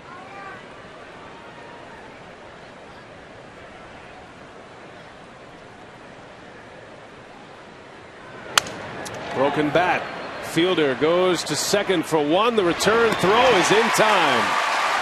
Markham covered the bag, and it goes as a 3-6-1 double play. Nicely executed by the Brewers. Yeah, had the right guy at the plate to turn a double play. You know, Prince took his time with the throw over to second base to make sure that he wasn't going to hit the runner getting over there. And Markham getting over there quickly, able to double up the Diamondbacks catcher. Good turn by Betancourt, and you can see Markham waiting for it at first base. Well done. So 2 outs. Upton advances to third base, and it is Sean Burroughs.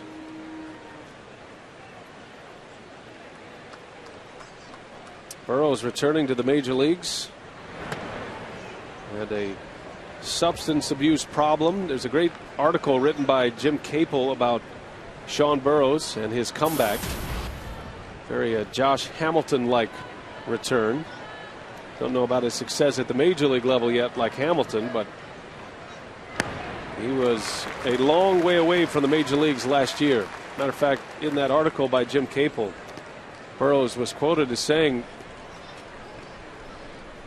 early in the 2010 year you could have seen him somewhere in Las Vegas maybe digging through trash for food, for hamburgers. Yeah, things got pretty bad. You got to hit bottom to work your way up, I guess. Bouncing ball, and that is going to get past Weeks, and Weeks throws it into the dugout. So Burroughs will advance to second base. A run scores. An ill-advised throw from Ricky Weeks. Yeah, no sense in making that throw. There's no chance to get the runner. It's going to be an RBI for Burroughs and an E4. So both teams committing errors. 4 errors combined so far, 2 for each. 6-3 Milwaukee. The Diamondbacks with another run here in the 6th inning. Markham frustrated he didn't glove that ball. So the Diamondbacks now with a runner at second after the error. Second RBI in the major leagues for Burroughs this year. And here is Juan Miranda. Sean Burroughs is the son of Jeff Burroughs, former MVP of the American League as a Texas Ranger, the '74 MVP. And this is the Sean Burroughs you might remember from the Little League World Series. 2-time Little League World Series champs in Long Beach. And he was the big celebrity on that Little League team back in the early 90s. Yeah, he was a big prospect, a bonus baby for the Padres. Kevin Towers, we talked about the Kevin Towers connection with Sean Burroughs, both of them with the Padres, and he spent a year with the Tampa Bay Devil Rays back in those days, back in '06. Good story, though. And Towers giving Burroughs another shot. That one's hit well right field.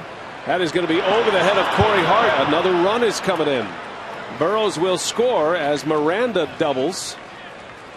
And the Diamondbacks are chipping away. It is now 6-4 Milwaukee. Man, that ball hit well.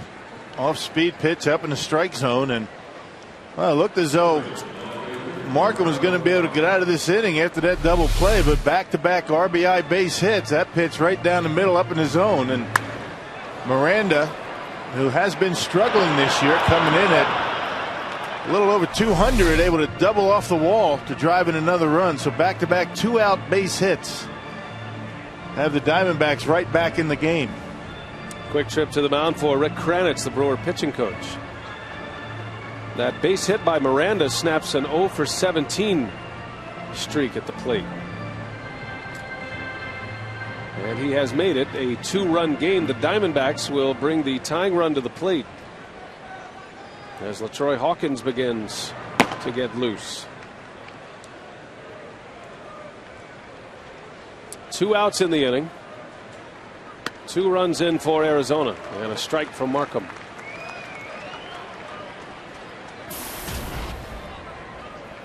Milwaukee let a 6-1 lead get by yesterday.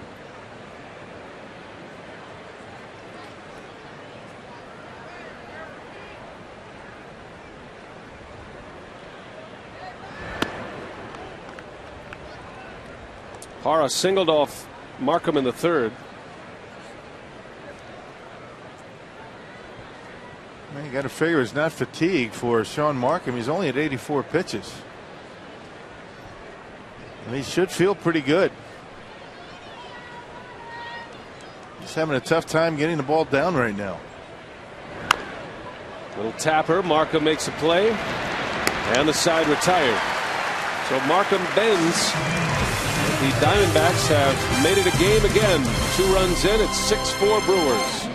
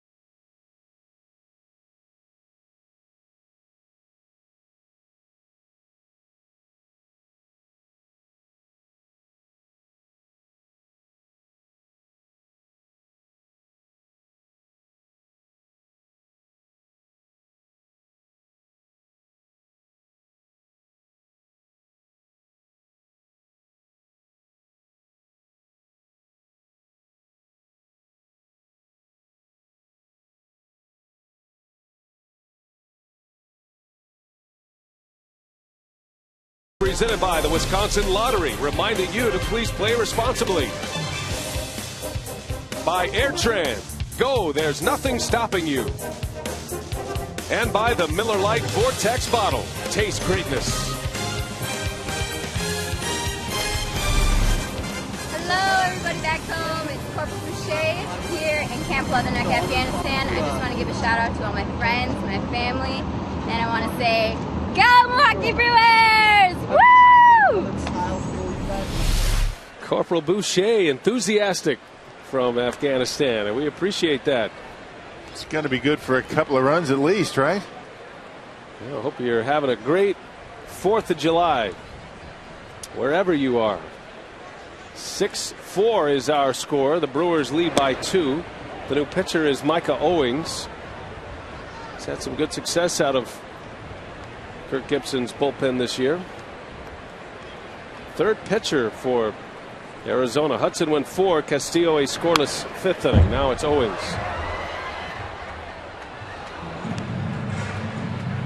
Yeah, second time that he's been with the Diamondbacks, and between stints with Arizona, he was with the Reds.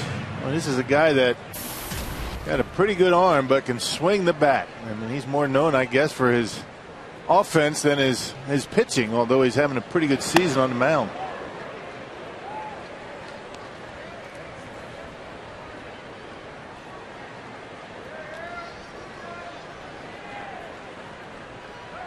Be interesting to see if Gibson uses Owings to lead off the 7th inning. Pitcher spot due up first in the 7th. That 13th appearance for Owings at 296 earned run average, and he's started a couple of games.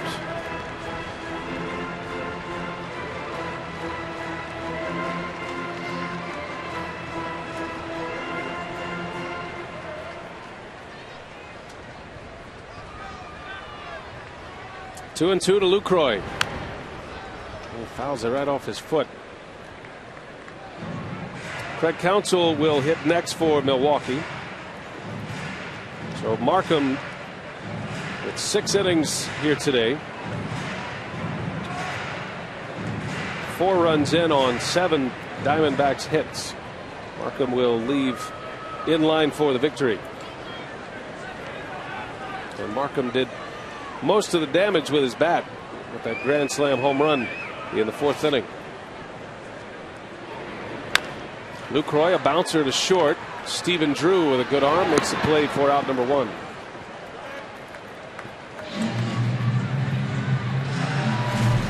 The Powerball home run count. Sean Markham #1 in a lot of areas. First grand slam, first home run of his big league career. The first grand slam for the Brewers since last June, and it came on an 0-2 pitch. What a great feeling for Sean Markham. And now he is hoping that the Brewers bullpen will take him the rest of the way for a victory. Counsell pinch hitting. He is 4 for 23 this year. He is the franchise leader in career pinch hits with 37. Hey, Craig got a couple of starts in that Minnesota series, one at third, one at second. And Ron Renicky giving him a few at bats. Craig just hasn't seemed to be able to get it going like he did last year.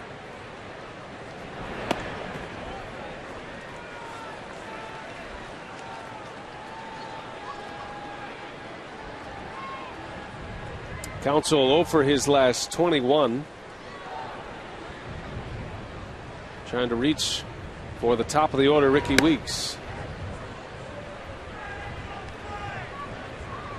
It's tough as a pinch hitter when you get into a hitless streak like that. It can linger on for a while without the regular at bats. Yeah, Katse had a long one going before he got a base hit. Oh, that hit him. Owings coming right in on Craig Counsell, hits him with a 2-strike pitch. Yeah, right on the foot. So a base runner with 1 away. And back to the top of the order. Take a look. I'm not sure what that was supposed to be. Slider maybe, got him right on the toe of the front foot. I guess with 2 strikes, any hitter will take that. That's not going to hurt too bad.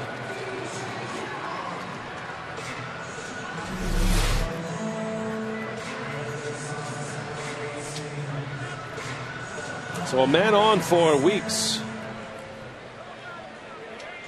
Well, the Brewers could use a quick strike once again to tack a few runs on. Arizona scoring 2 in the top of this inning as Weeks sends one foul, just missed the bag at third. That was close. That had a chance to score. Counsell from first base. It would have been interesting because Parr out and left has a very good throwing arm. Now bounces in fair territory, but you can clearly see it hooks past the bag in foul territory.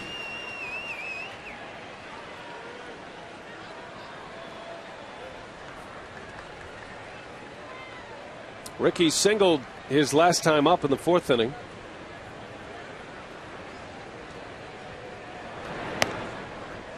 Reached on an error in the 1st inning. He's been on twice. He is 1 for 3 today.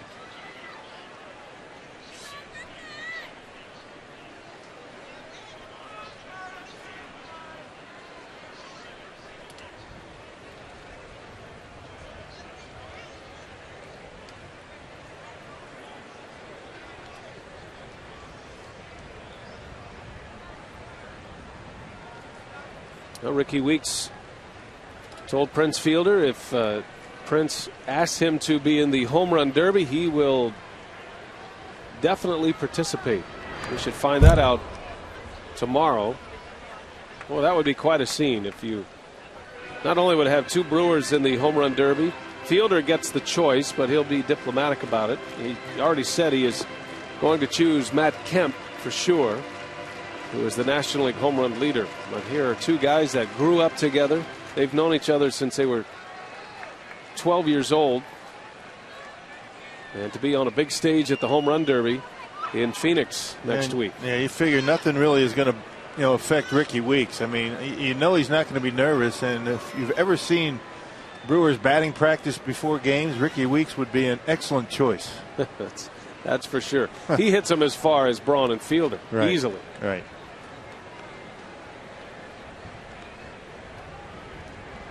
One ball, 2 strikes. And Weeks lines one to short. Drew makes the play. Out number 2. Counsell still at first base. We have gone from 16 to the final 2 greatest moments in MLB All-Star Game history. Go to MLB.com/moments and vote now for your favorite Midsummer Classic moment. Cal Ripken's final All-Star Game in 2001 or 1955 when Stan Musial hit a walk-off home run in the 12th inning.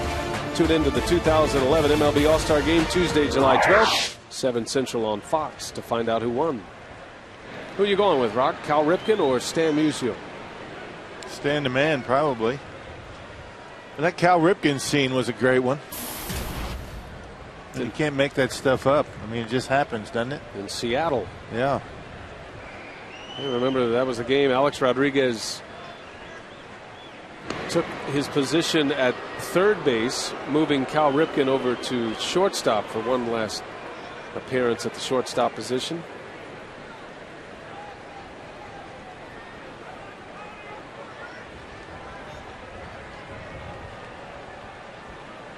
Two outs, Counsell at first. Nigel Morgan at the plate.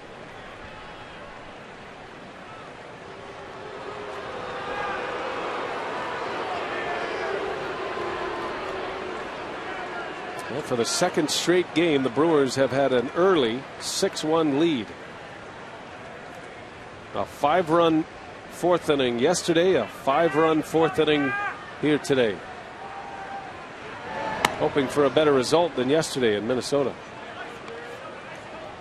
The way this Diamondbacks club can swing the bats and they can put runs up, Brewers should not be content with 6. I'd be very surprised if 6 runs wins this game today. Looks like Hawkins will have the 7th inning, loosening in the bullpen.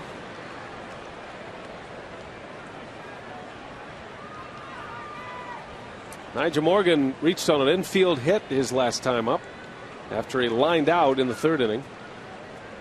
1 out of 3 today. He was part of that big comeback Saturday in Minneapolis. Drove in 4 runs. Had a 2-run homer that jump-started the offense after the Brewers were down 7-0. His home run occurred when it was 7-1. And then he had the 2 RBI double off the wall that tied the game in the 9th inning. Morgan would end up scoring the winning run.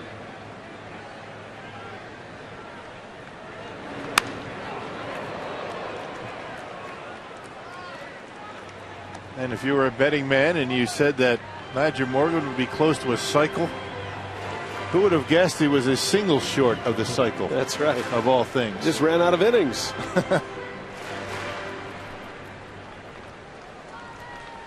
Turned 31 on Saturday. 2-2 pitch. Morgan fouls it away. Good battle going here between Morgan and Micah Owings.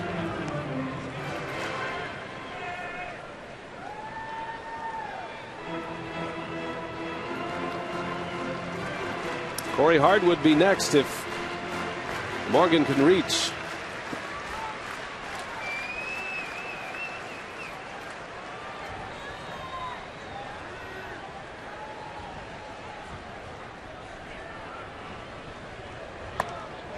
They'll ask if he went. No, he didn't, says Manny Gonzalez.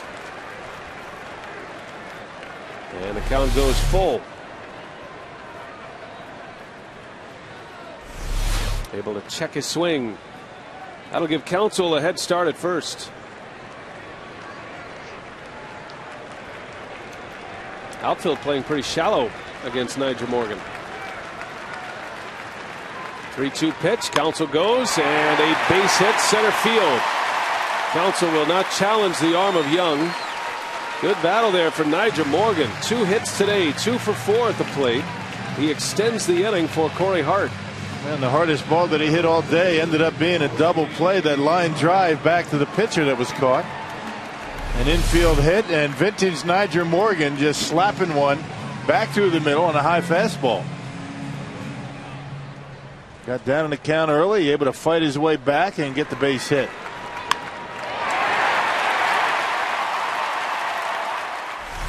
All hands at short stride, and he slaps one to center. Now Hart with a chance with 2 on, 2 outs in the inning. Hart fouls it away.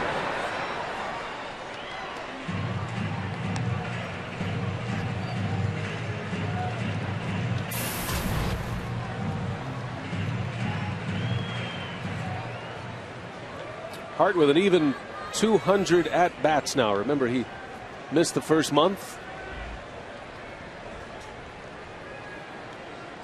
Guys like Fielder and Braun, they're pushing 300 at bats at this point.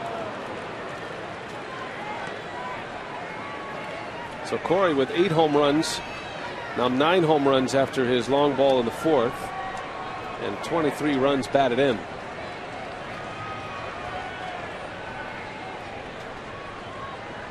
This is the 57th game of the year for Corey Hart. And he went, and Hart strikes out. The Brewers strand 2. Owings a scoreless 6th. We head to the 7th inning, a tight one at Miller Park. 6-4 Brewers.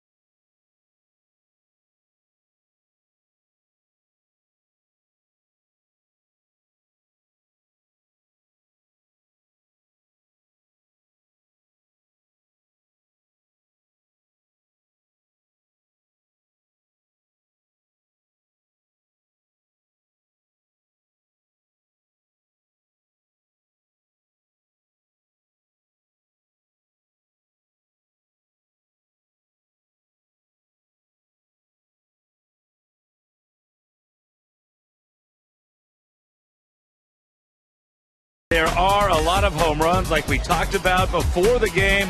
In fact, Montero gets things started. Then Corey Hart crushed one off the scoreboard. After that, maybe the shot of the game. Markham with a grand slam, his first career home run. And as you said, B.A., he's going to get the ball. William Opeña then comes up with a pinch hit home run.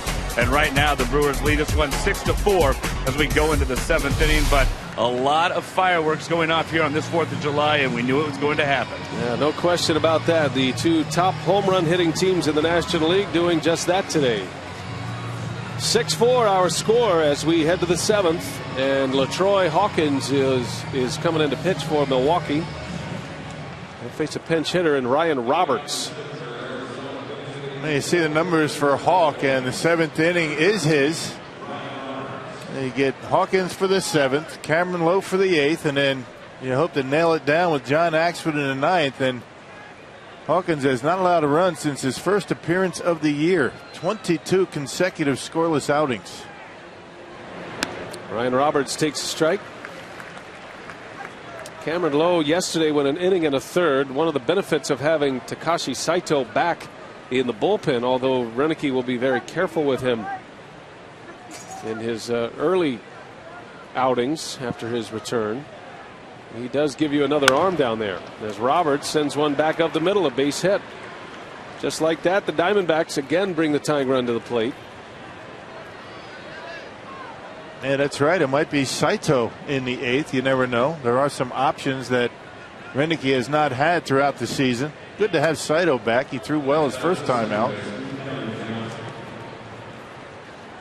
Matter of fact, Saito was the winning pitcher Saturday, the lone win the Brewers had on the road trip.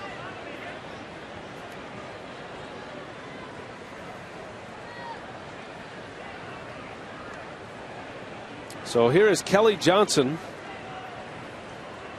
back to the top of the Diamondbacks order.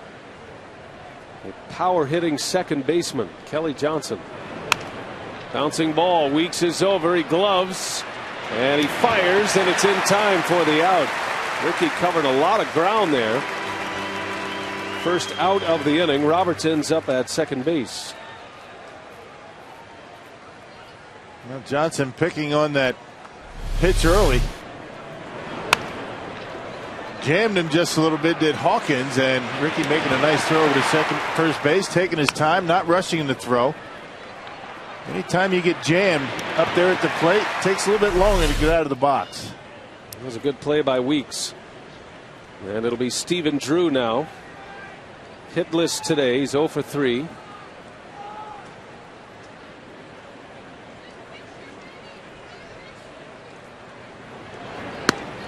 In there with a strike. Hawkins has not pitched since Friday, when a third of an inning, as Rock mentioned. That did have a couple of strikeouts in that game.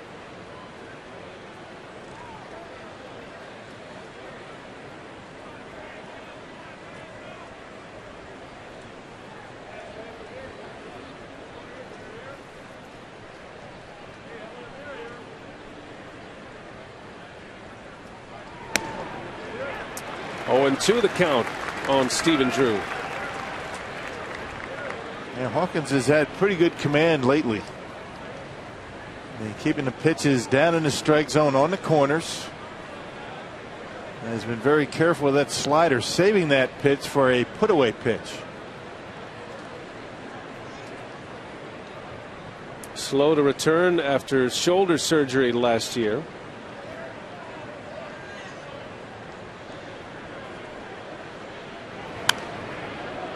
Was pitching so well, it was a calculated return for Hawkins. They're being very careful with his pitch count when he pitched, back-to-back games. But the staff was basically leaving it up to Hawkins to let them know when he felt like he was ready for meaningful innings, and that happened in Chicago. Last month, in the middle of June, he went to Ron Renicky, said, "I'm ready for the 7th, or wherever you need me." Base hit back up the middle, and here comes Roberts. The throw from Morgan cut off, and the Diamondbacks are within a run now. An RBI single for Stephen Drew. He did it on a 2-strike pitch. They've got one up in the zone and able to hit it hard into center field. The Diamondbacks have scored runs in each of the last 4 innings. Well, the Brewers have been shut down the last couple. As that pitch ends up right down the middle. And Drew able to bang it into center field, and the pinch hitter able to score. 6-5, the Brewers lead by just a run now. After leading 6-1 after 4 complete. 4 unanswered runs for Arizona.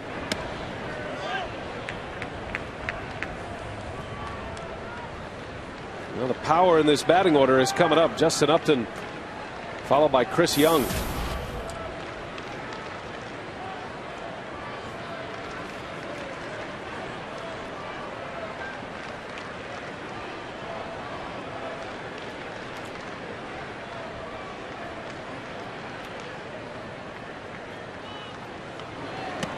Big cut from Upton. Yeah, good velocity from Hawkins. 95. That's one of the best fastballs that we've seen from Hawk. It's a good thing he had something on it because it was up. Upton, a very good high ball hitter, as well as the guy on deck, Chris Young.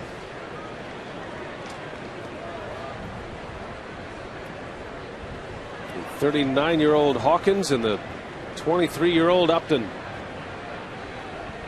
1 ball, 1 strike with a runner at first, the tying run. Hawkins will check on Drew.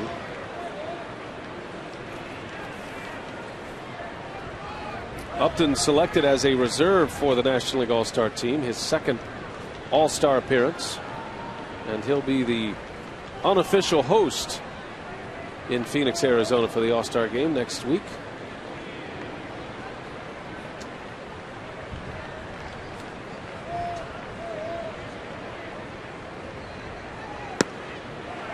One and two, good pitch. Hawkins' velocity slowly coming back. That was the big issue early in the season, the fact that he was throwing in the low 90s.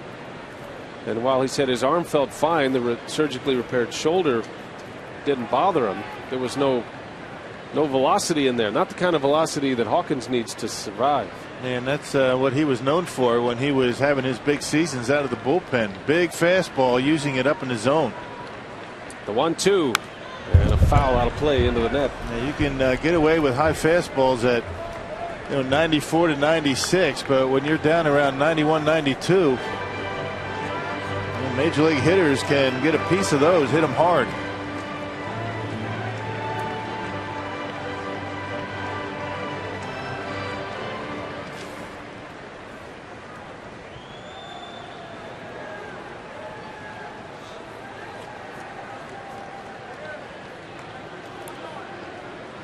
Got a runner at first with 1 away. Diamondbacks within a run.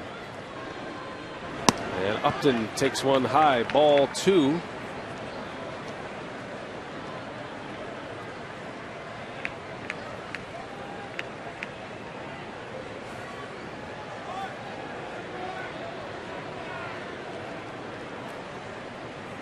Hawkins giving up his first run in his last 23 outings. Had a 22-game stretch which covered 20 innings without allowing an earned run. But the Diamondbacks score here in the 7th on 2 hits.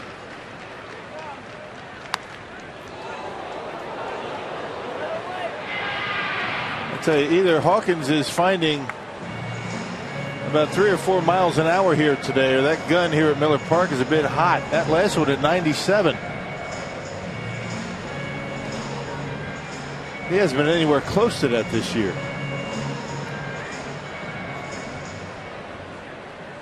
Fountain of youth for LaTroy Hawkins here at Miller Park.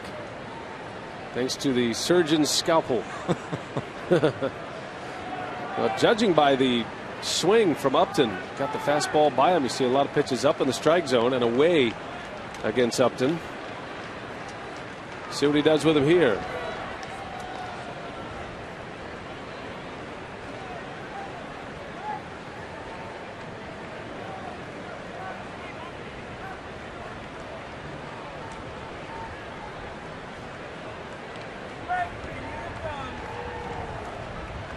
Dangerous bat for the Diamondbacks. 2-2 the count. Upton representing the go-ahead run. And a swing and a miss. He goes up the ladder. 96-mile-an-hour fastball for Hawkins.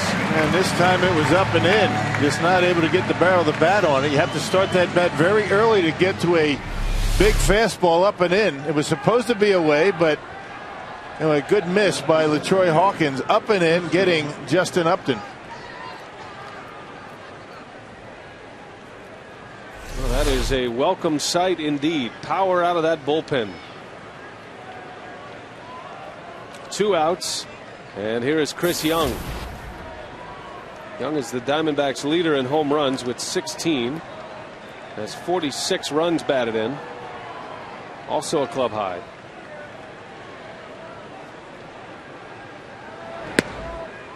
There's a good fastball on the corner.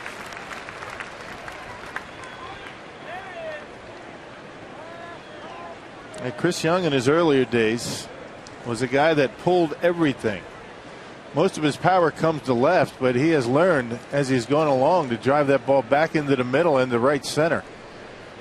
And a little bit tougher of an out now than he was.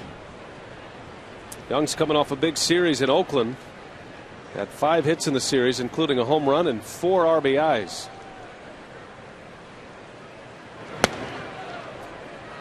Doesn't bite on the high fastball. 1-1 the count.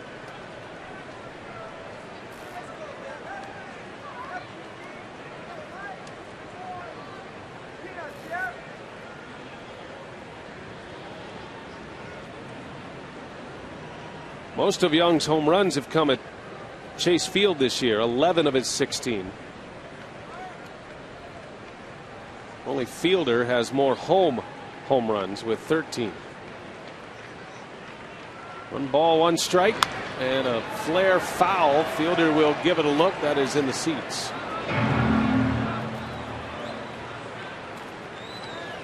Game 2 tomorrow of this 3-game series, the Diamondbacks and the Brewers. We're on the air at 6:30. Pitching matchup tomorrow, a couple of lefties. Zach Duke for the Diamondbacks against Randy Wolf for Milwaukee. No television on Wednesday. We're back on the air Thursday against Cincinnati, and that'll start a 4-game series with the division rival.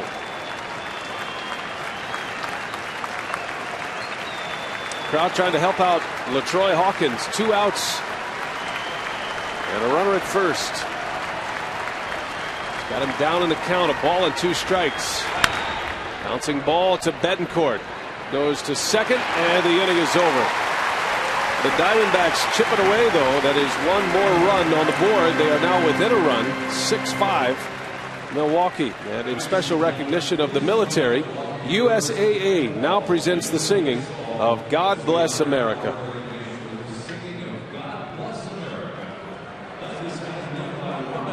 From Milwaukee's own Street Life. God bless America, land that's our love. Stand beside her and guide her through the night with the light from above. From the mountains to the prairies to the oceans wide with foam. God bless America, my home sweet home. From the mountains to the prairies to the oceans wide with foam. God bless America, my home sweet home.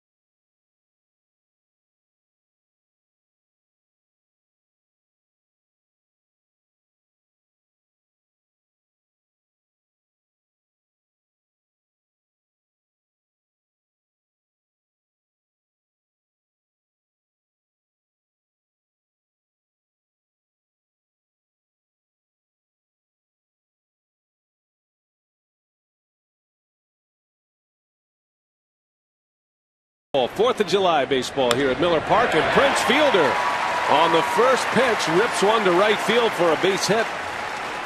And a good way to start the inning. Joe Patterson, the new pitcher. We check in with Craig Kashawn and Davey Nelson.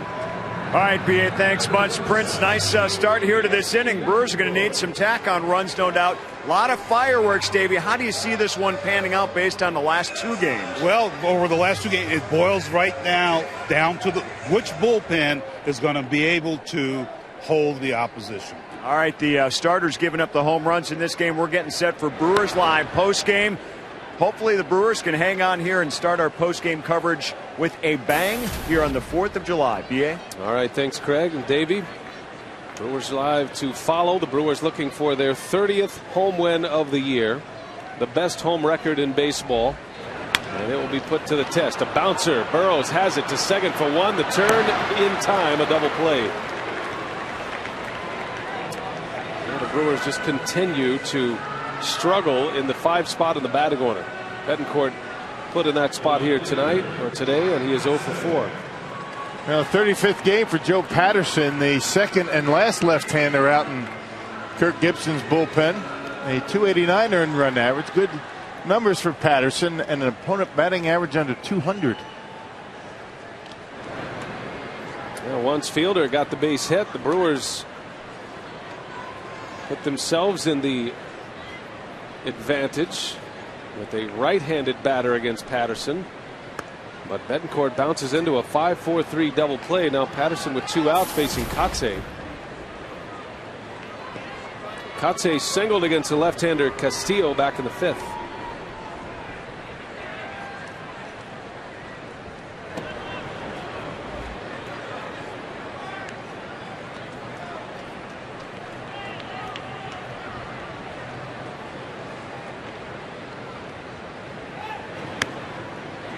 Tough on a left-hander. Joe Patterson comes from a angle down, coming out of the second baseman, perhaps. Kotze off the end of the bat, little flare. Back is Johnson. He's got it, and the side retired. Promising start. A double play wiped it out, and now we go to the 8th. Cameron Lowe back on the mound.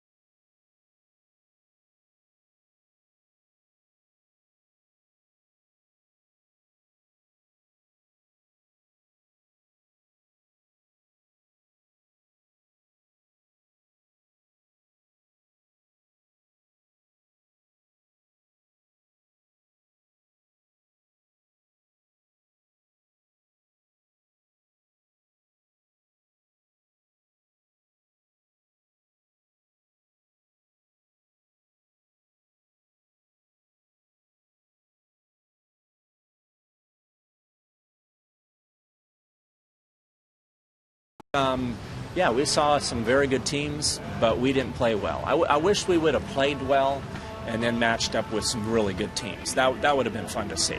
We didn't play well. Manager Ron Renicky commenting on the question about the road trip. The Brewers go 1-5 on the road trip, and they struggled on pretty much every facet of the game, including the defensive side. I think the Brewers, while it didn't maybe show up in a lot of errors, just did not do what they were supposed to do defensively in a number of situations, and the pitching was not what we have been accustomed to this season. Kind of a microcosm of the entire season. 4-2 in interleague play at home. Not so good on the road. So Cameron Lowe on the pitch. He is back out there. Lowe yesterday took the loss in Minneapolis. And Renicky puts him right back on the horse today.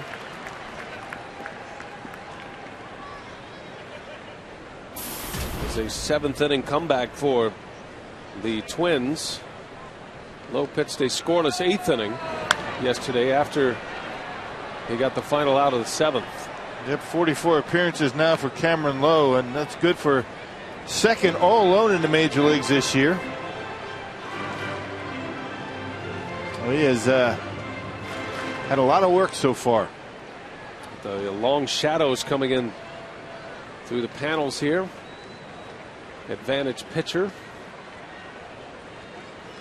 No balls and 2 strikes on Montero, and he lines one, base hit center field. Well, the Diamondbacks are keeping the pressure on Milwaukee. Arizona has scored in each of the last 4 innings. Our Ho-Chunk Gaming text question, Mark wants to know, is there a limit to how many times a catcher can visit the mound in an inning? No, there's not. There really isn't, but the umpire is going to limit that somewhat. I mean, you can't go out there every other pitch. Umpire will pull you back. It's never happened, I don't recall, but there's no limit in the rule book. Here is Sean Burroughs, who drove in a run on an infield hit in the 6th. And a strike from Lowe.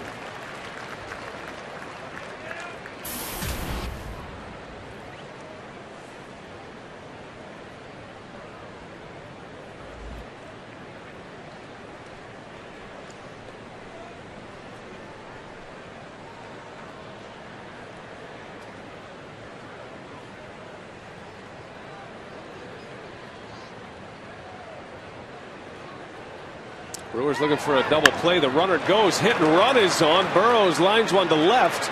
Kotze's throw to third. And they're going to get him at third base. Nice throw. Montero runs right into the out as Kotze guns one down. Yep, Huge play. Right on the money. A couple of hops. And I know Kirk Gibson not happy with that, especially with nobody out. But a nice play. He was running on the pitch. That was the surprise number 1. And ordinarily on a base hit to left like that, you've got to make sure you can make it. You never want to make the first out at third base, or the last out for that matter. And Montero out easily, and Casey able to apply the tag. Good throw by Kotze. Could be a big one. Instead of 2 on, nobody out. Lowe is a ground ball double play of getting out of this 8th inning. Here is Juan Miranda, and he takes a ball down and in.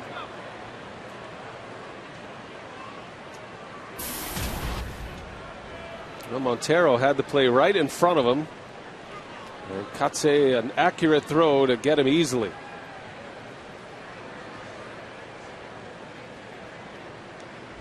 Miranda doubled in a run in the 6th inning.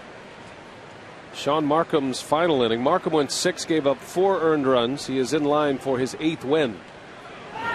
That one is hit hard center field. This is trouble. Back is Morgan. That is off the wall. Burroughs around third. He is going to try to score. Betancourt's throw to the plate. Gets by Lucroy. A throw to third. And out is the call at third base. But the game is tied. Another out on the base paths. Boy, that ball just smoked into center field.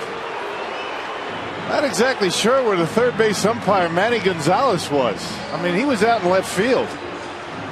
He came running in after the play was made at third, tapping his chest, saying, "Is that my call?" And then he called him out. Very interesting play, and that's why Kirk Gibson's out there arguing. He looked like he was out. But I'm not sure why he was so far away from the play. Well, that ball just smoked into center field by Miranda, who was having a tough season and back-to-back extra base hits. It'll be a double for Miranda, an RBI to tie this game. 6-6, we're all even up. The first 3 batters with hits, both of the outs coming at third base. Cameron Lowe having another tough day on the mound. Very fortunate to have just given up 1 run at this point. Yep, a 7-5 put out and a 2-5 put out. The only outs recorded. And there's another base hit. Gerardo Parra singles to left. 4 straight hits for the Diamondbacks. And we sit here with 2 outs and just 1 in.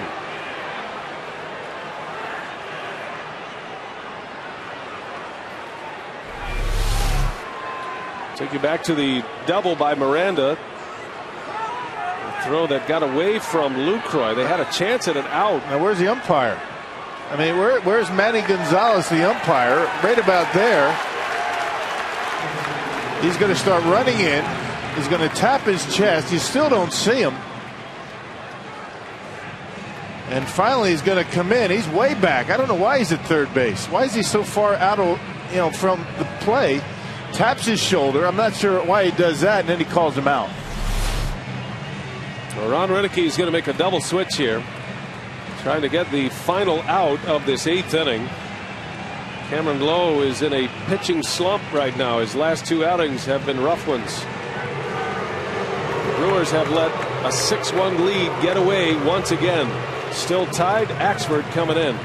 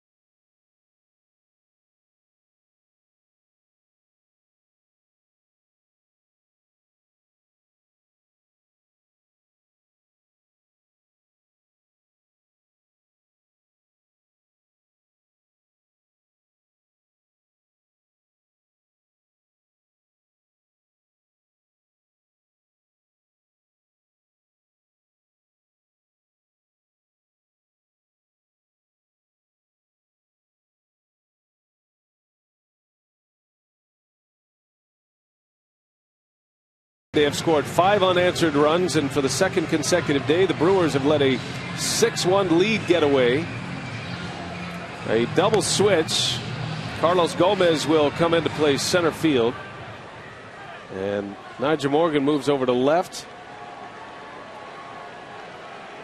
Certainly not, I would imagine, the way Ron Renneke was thinking this one was going to go after still another 6-1 lead. Axford in the 8th inning, his 39th appearance. Another rough day at the office for Cameron Lowe. Lowe able to get 2 outs, but none of the outs coming at the plate. The Diamondbacks running themselves out of a huge inning. So here is Axford in a tie ball game, and he puts that one right by Xavier Nady.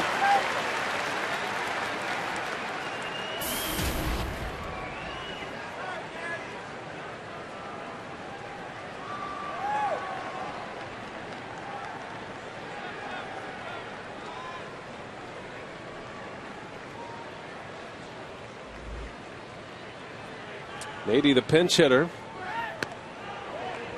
It's the 3rd pinch hitter used in this spot so far today. Remember, the Diamondback starter Daniel Hudson chased after 4 innings, but his offense has taken him off the hook.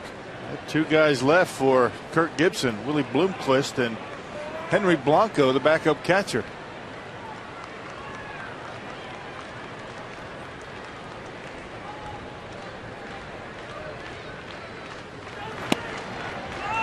1-2.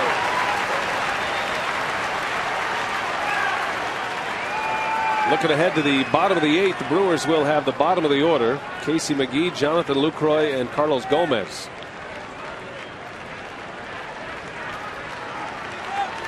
And Axford trying to get the final 4 outs, hoping his club can get him some runs in the bottom of this frame. The 1-2, Nady lays off. 2 balls, 2 strikes to count.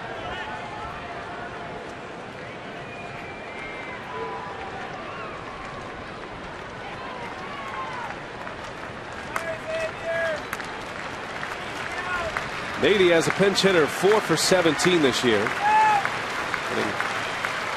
Part-time duty over at first base. 2-2 pitch. Nady swings and misses. Axford strikes him out. And the inning is over, but not before the Arizona Diamondbacks tie it up. And with some shoddy base running, the Brewers still fortunate to be in a tie.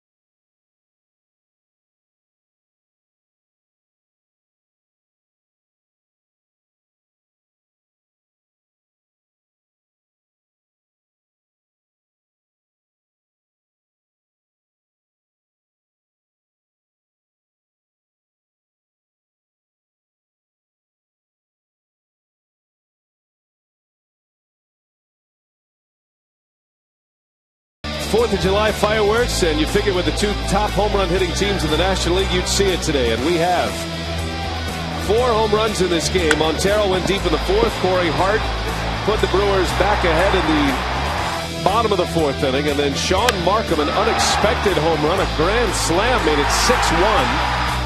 The Brewers were open to put this one on cruise control, but not the case. For the 2nd straight day, they have let a team back in. Willie Mopena homered for Arizona in the 5th. The Diamondbacks get runs in the 4th, 5th, 6th, 7th, and 8th innings. And it is now 6-6. The Brewers with 97 home runs for the season. The Diamondbacks with 96. And 2 apiece today as Sam Demmel is on to pitch for Arizona. We go to the bottom of the 8th. All tied at 6 with Casey McGee leading off. You see some pretty good numbers coming out of that Diamondbacks bullpen. Yeah, the 2 left-handers and now Demmel. McGee, Lucroy, and Carlos Gomez. Casey McGee at the plate, presented by Wendy's. 2 for 3. He lined out his last time up. He's had 3 good at-bats.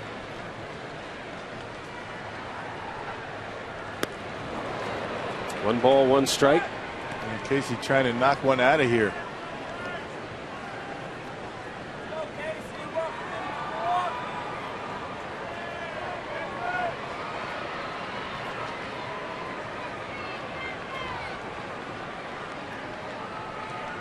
Demmel working from the stretch despite nobody on. Right off the end of the bat, out to Kelly Johnson for out number 1. Well, it has to be frustrating for the Brewers to get sizable leads with their 2 best pitchers in Greinke and Markham. And and give them both away in consecutive games. In back-to-back games using a lot of your bullpen. And remember that bullpen just a bit shorter than it has been all year. Only 6 out there for the Brewers. Brewers are trying to get through the first half until the All-Star break with just 6 relievers. It's going to be tough to keep getting short starts. Here's Lucroy.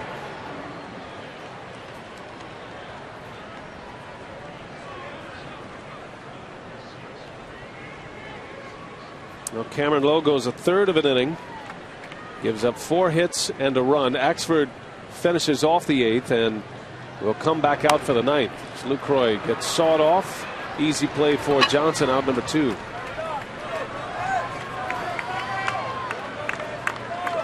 Yeah, who would have thought this Brewers offense would be shut down except for a Sean Markham grand slam. Position players responsible for only 2 runs. Actually, it was his bunt that drove in another. Well, the Brewers have 11 hits today.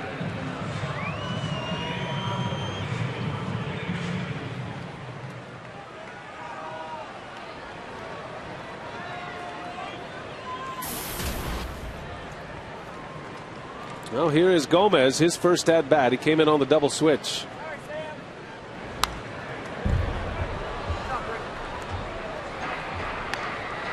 Looking ahead to the Diamondbacks' 9th inning, they have the top of the order coming up. Kelly Johnson, Stephen Drew, Justin Upton against John Axford. The sellout crowd has gone mostly quiet here. 0-2 the count.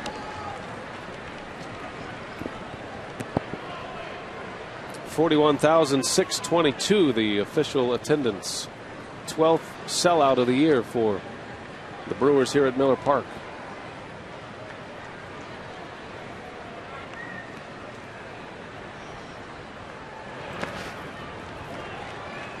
Well, it is going to be a final at-bat win for someone today.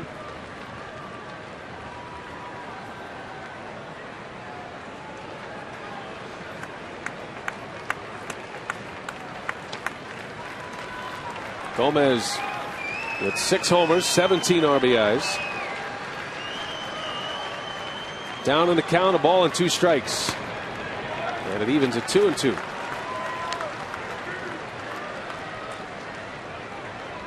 I'll just figure out some way to get on base for Gomez. Steal second and have Ricky drive him in. Doesn't take much to score Gomez from anywhere on the bases. Well, you'd love to get Ricky Weeks an at-bat in this inning. The 2-2 pitch. Gomez bounces one to short. Drew coming in. The throw is in time for the out. And we're headed for the 9th. All tied at 6.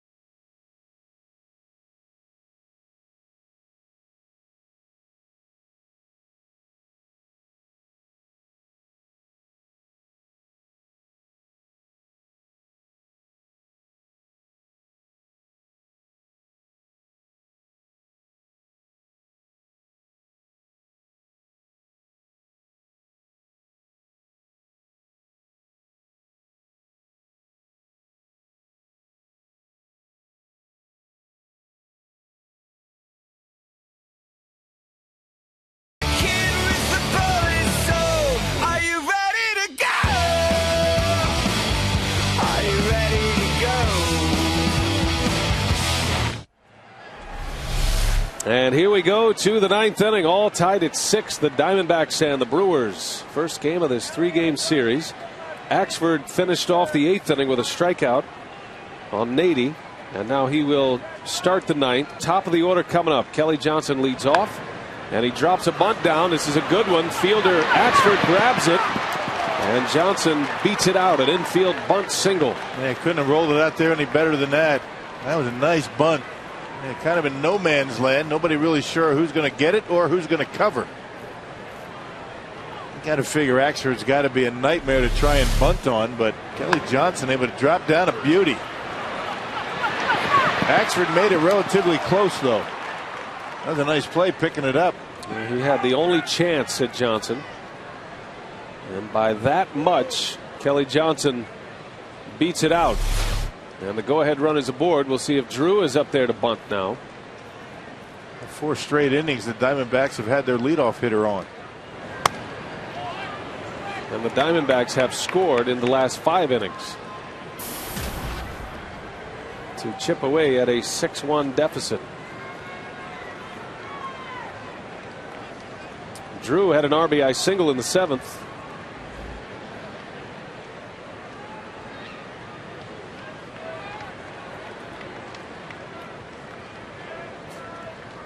Squaring early, and he pops it up. Lucroy makes the catch. Yeah, that's what most guys are going to do, bunting on Axford. High fastballs in the mid to upper 90s. That is something that Kirk Gibson will not tolerate. See the barrel of the bat dropping, and the only thing you can do when that happens is pop it up, and that's what he did.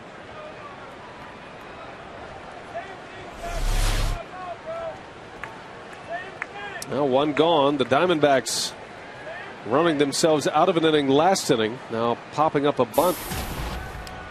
One away for Justin Upton. Got Upton and Young here in the 9th inning with a runner at first. Boy, he had a big cut. That is some serious bat speed right there, Justin Upton. Yes, it is. You can almost hear the whoosh up here. And Troy Hawkins got away with some high fastballs, but they were in the 95 to 97 range, and that's where Axford is. It's tough for anybody, even a good fastball hitter, to center on that much velocity up in the strike zone. Got to start that bat very early. I'm a little surprised that Johnson hasn't tried to steal a base just yet. He's got 8 stolen bases. And Axford, a guy who unwinds a little bit from the stretch, figures to be a good matchup to run. Well, you got the power up. And neither one of these next 2 hitters are really ground ball hitters.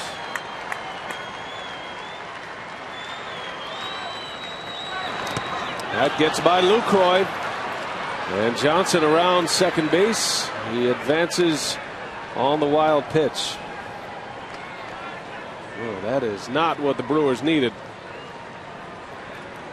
So now 2 shots at giving the Diamondbacks the lead. Yeah, fastball down there, very tough on a catcher. I mean, you can block the breaking pitch. You don't expect it down there, and certainly at 97 miles an hour, you don't have time to get down on the knees. You've got to get lucky to keep those in front of you.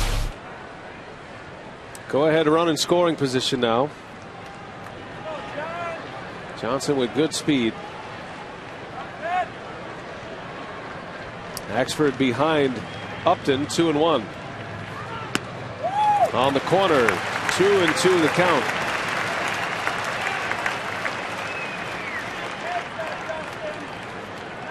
That is a big pitch for John Axford.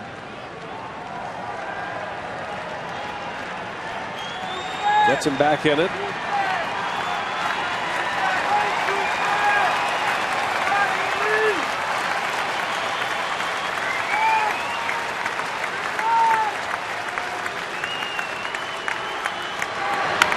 On the ground to short. Nice easy hop for Betancourt. And Upton retired.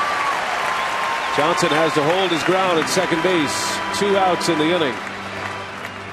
Good breaking ball from Axford.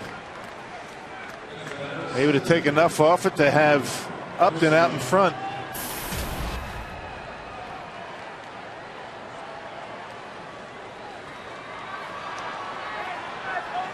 So it's Chris Young with 2 away. Hitless today. He did walk in the 6th inning. But he made the final out in the 7th with a man on.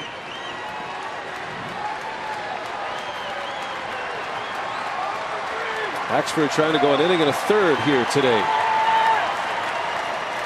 Not a bad idea. Johnson dancing off second base.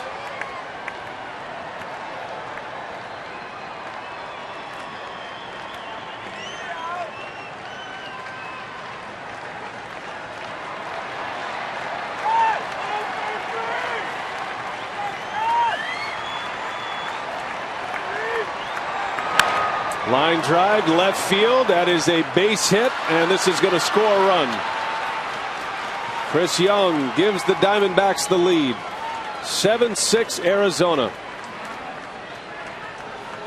A fastball right down the middle, and Chris Young able to center on it. And boy, it's been an amazing game.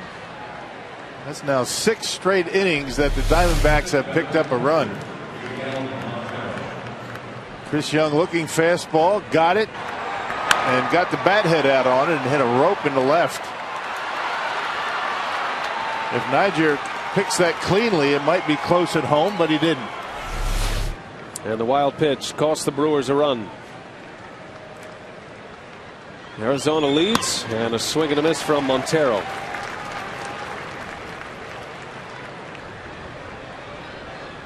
Brewers put up a 5-run 4th inning on the Sean Markham grand slam, but the Diamondbacks just a steady chip away until they finally have taken the lead. Tied it in the 8th, now lead in the 9th. The Brewers will have the top of the order coming up in the bottom of the 9th inning. Remember, the Diamondbacks are without their closer, J.J. Putz. David Hernandez has assumed the closer's duties, who was setting up for J.J. Putz very well.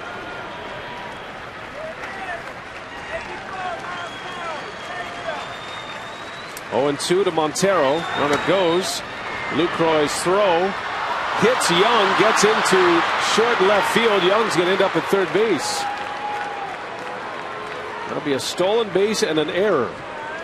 And the Brewers' troubles continue.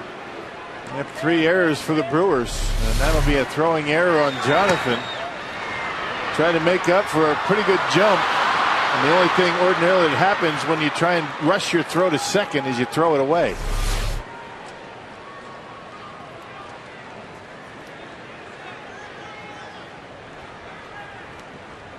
Well, that runner at third is big with Axford, with his stuff, with that fastball that is in the upper 90s, a breaking ball he likes to throw in the dirt.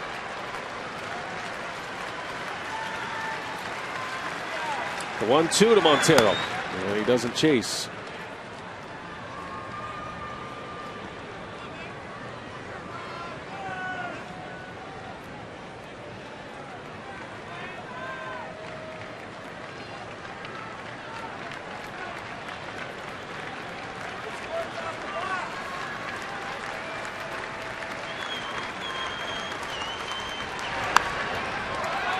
Montero hanging tough.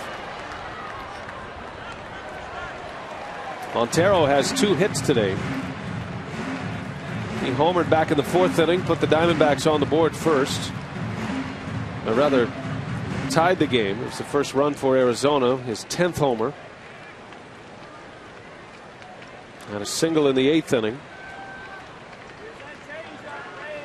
It is a big run to leave stranded for Axford. 2 balls, 2 strikes with 2 outs. And Montero sends one to right. Another run is in for Arizona. It is now 8-6 Diamondbacks. They have 7 unanswered runs for the Diamondbacks, and it is a carbon copy just about of yesterday's ball game. Not often you're going to lose back-to-back 6-1 leads. But that's what's happened here today and yesterday.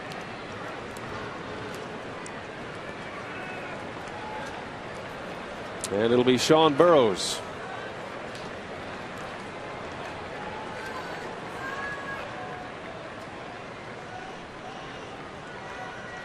Now the Brewers came back from a 3-run deficit Saturday, scored 4 runs in the 9th inning to win.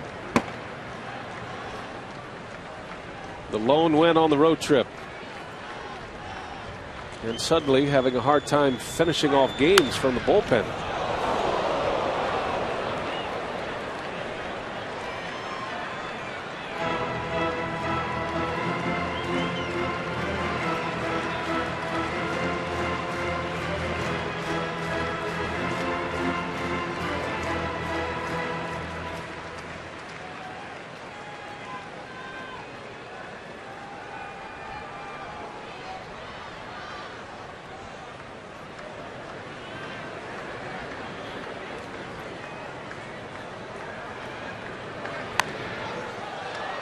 It's 0-2 on Burroughs.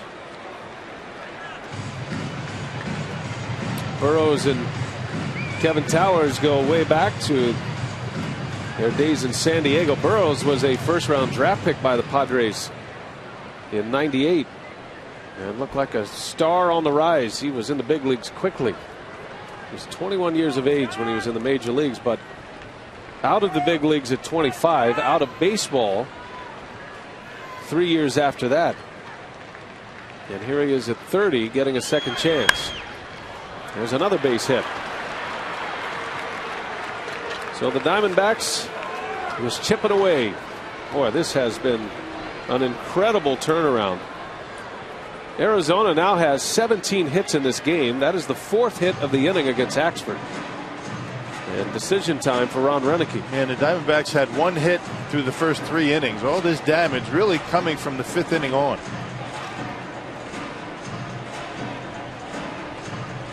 Two hits after 4 innings. 15 hits from the 5th inning on. And Renicky is going to remove Axford from the game, a double switch.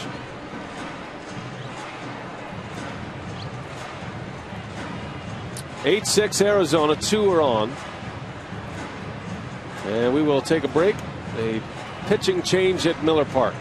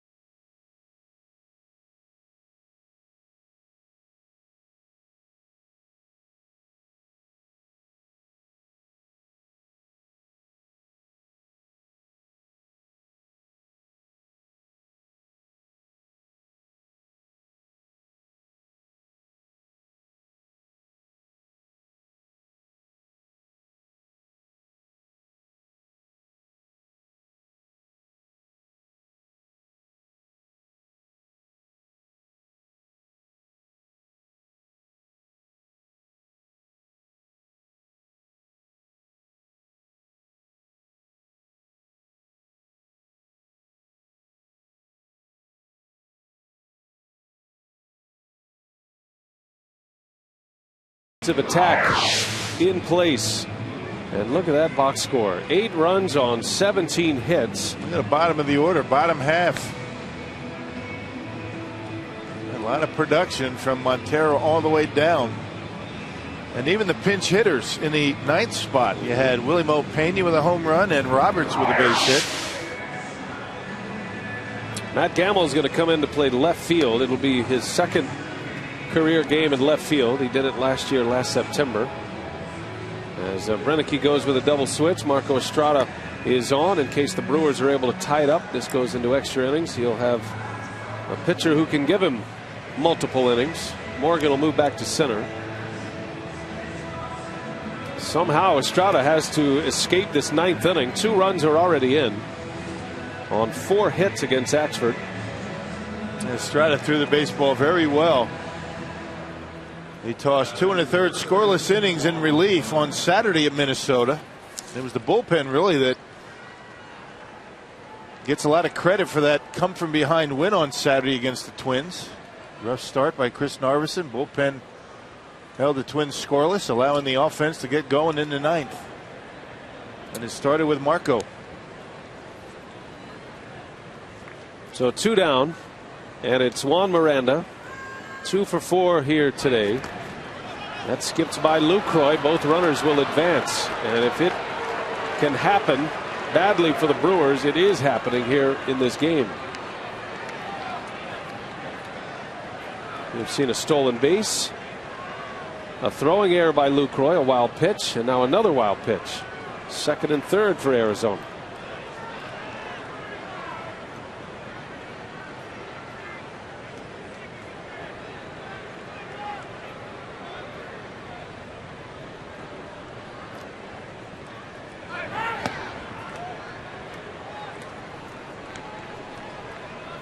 Now the Brewers have plenty of offense to come back.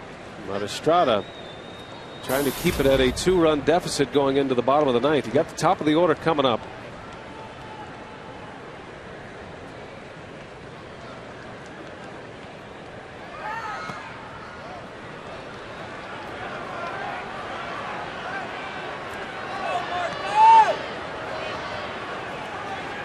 Fans getting restless. Can't blame them.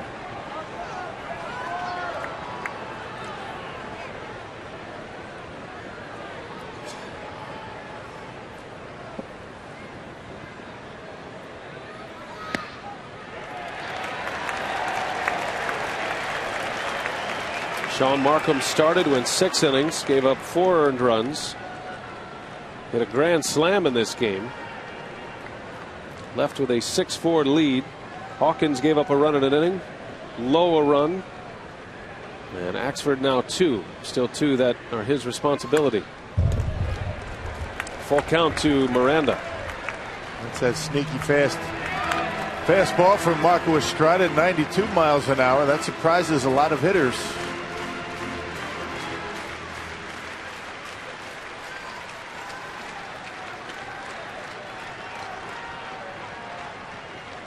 Full count with runners at 2nd and 3rd. Estrada deals, and Miranda takes ball 4. Bases loaded.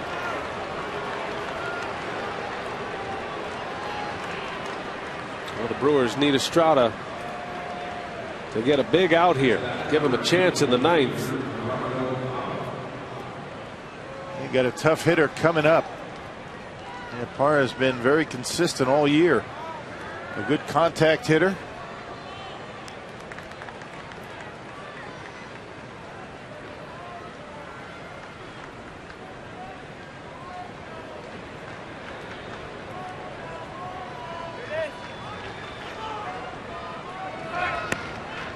On the corner, a strike, dropped a changeup in there.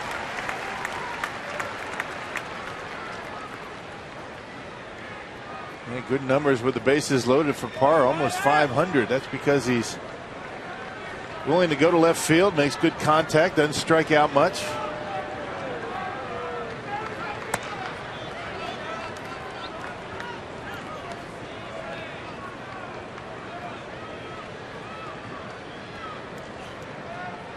Bases loaded, full of Diamondbacks. 4 hits in the inning with a walk. The 1-1 from Estrada. Swing and a miss. Took a big cut. 1-2 to count.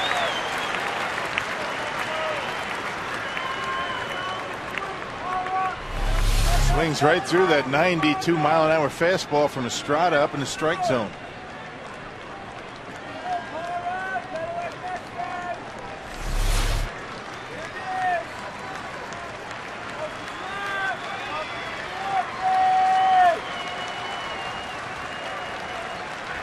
Swing and a miss. Estrada strikes out Parra. The inning is over. The Diamondbacks get 2. Last call for the Brewers. Top of the order coming up.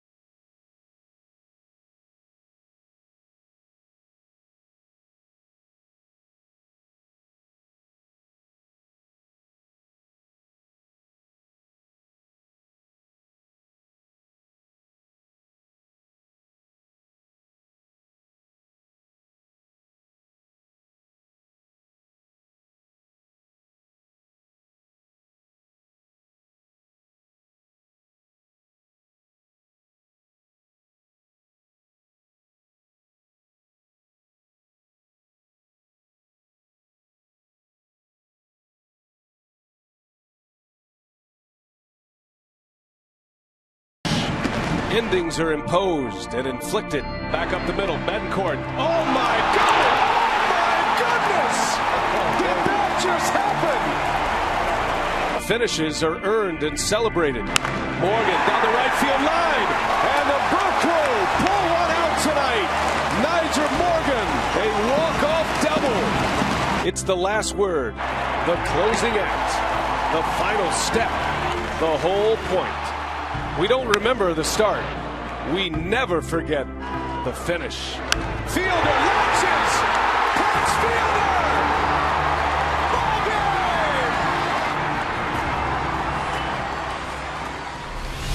game! And the Brewers will call on some of that Miller Park magic here in the 9th inning. Down 2. The Diamondbacks without their closer, J.J. Putz. They have turned the reins over to David Hernandez, who they acquired in a trade with the Orioles this offseason. Top of the order coming up for Milwaukee. Hernandez has been quite a find for Arizona. He's got 3 saves. He's 3-2 with a .355 earned run average. Has a good fastball and a sharp breaking overhand curveball.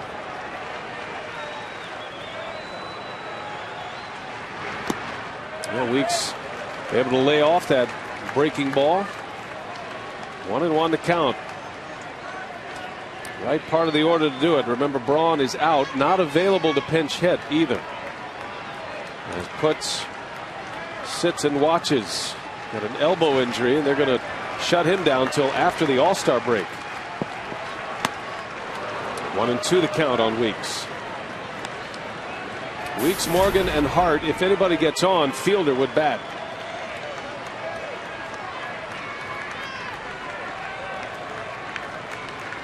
Milwaukee had a 6-1 lead after 4 innings. Diamondbacks came all the way back, took the lead in the 9th. And down goes Weeks. Breaking ball called strike 3. Yeah, that's a good hook. That's his best pitch. And when he's able to throw it for strikes, he can be very tough. Fooled Ricky. Ended up catching the inside corner.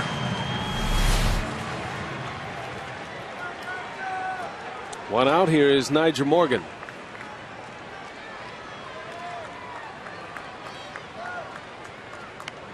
And he drops a bunt, almost caught by Montero. Good try by the Diamondbacks catcher. That's a tough play. And the toughest part of that play is to find out where that baseball is. Now, if the baseball does not go over the head of the hitter, it's not an out, but you can see that clearly does. Just missed it. So if you ever bunt one foul, make sure you stand up as tall as you can. Jump.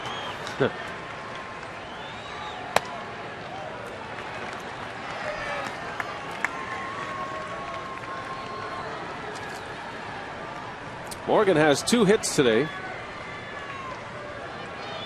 Brewers are desperate for a base runner to give him a chance to tie it with a long one. 2 balls and a strike.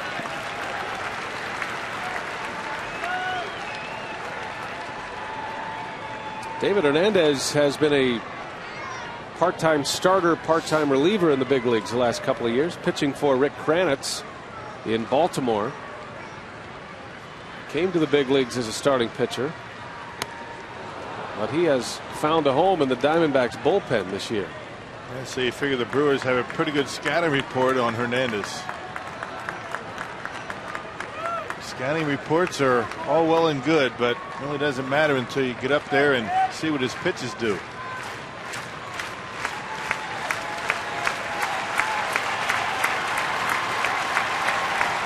Two and two to Nigel Morgan.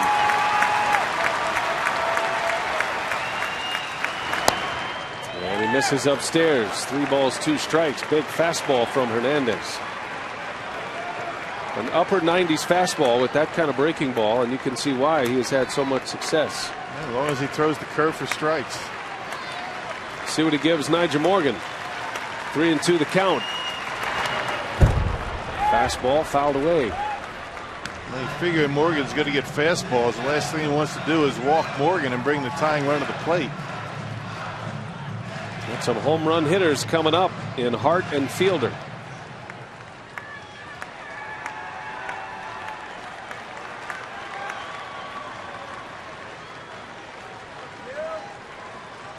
The sellout crowd wants to cheer. They're looking for something to roar about. But it has been a frustrating afternoon here at Miller Park for Brewers fans. As Morgan strikes out, 2 gone in the inning. 2 Ks for David Hernandez. And he went with a fastball. He got it up in the strike zone, and Nigel not able to get enough of it. Chris Young, our Menards player of the game at this point. His RBI single in the 9th inning gave the Diamondbacks the lead. And it came with 2 outs.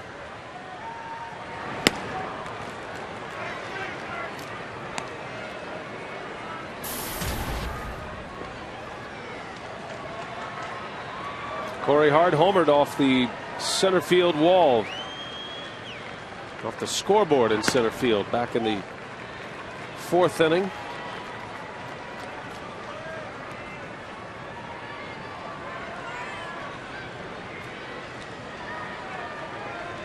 Hart doing all he can to get Fielder a chance in this 9th inning. Ball and 2 strikes on Hart.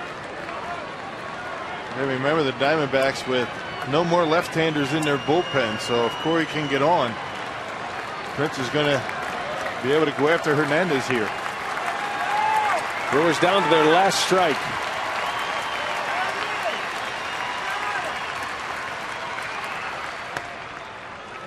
Two and two.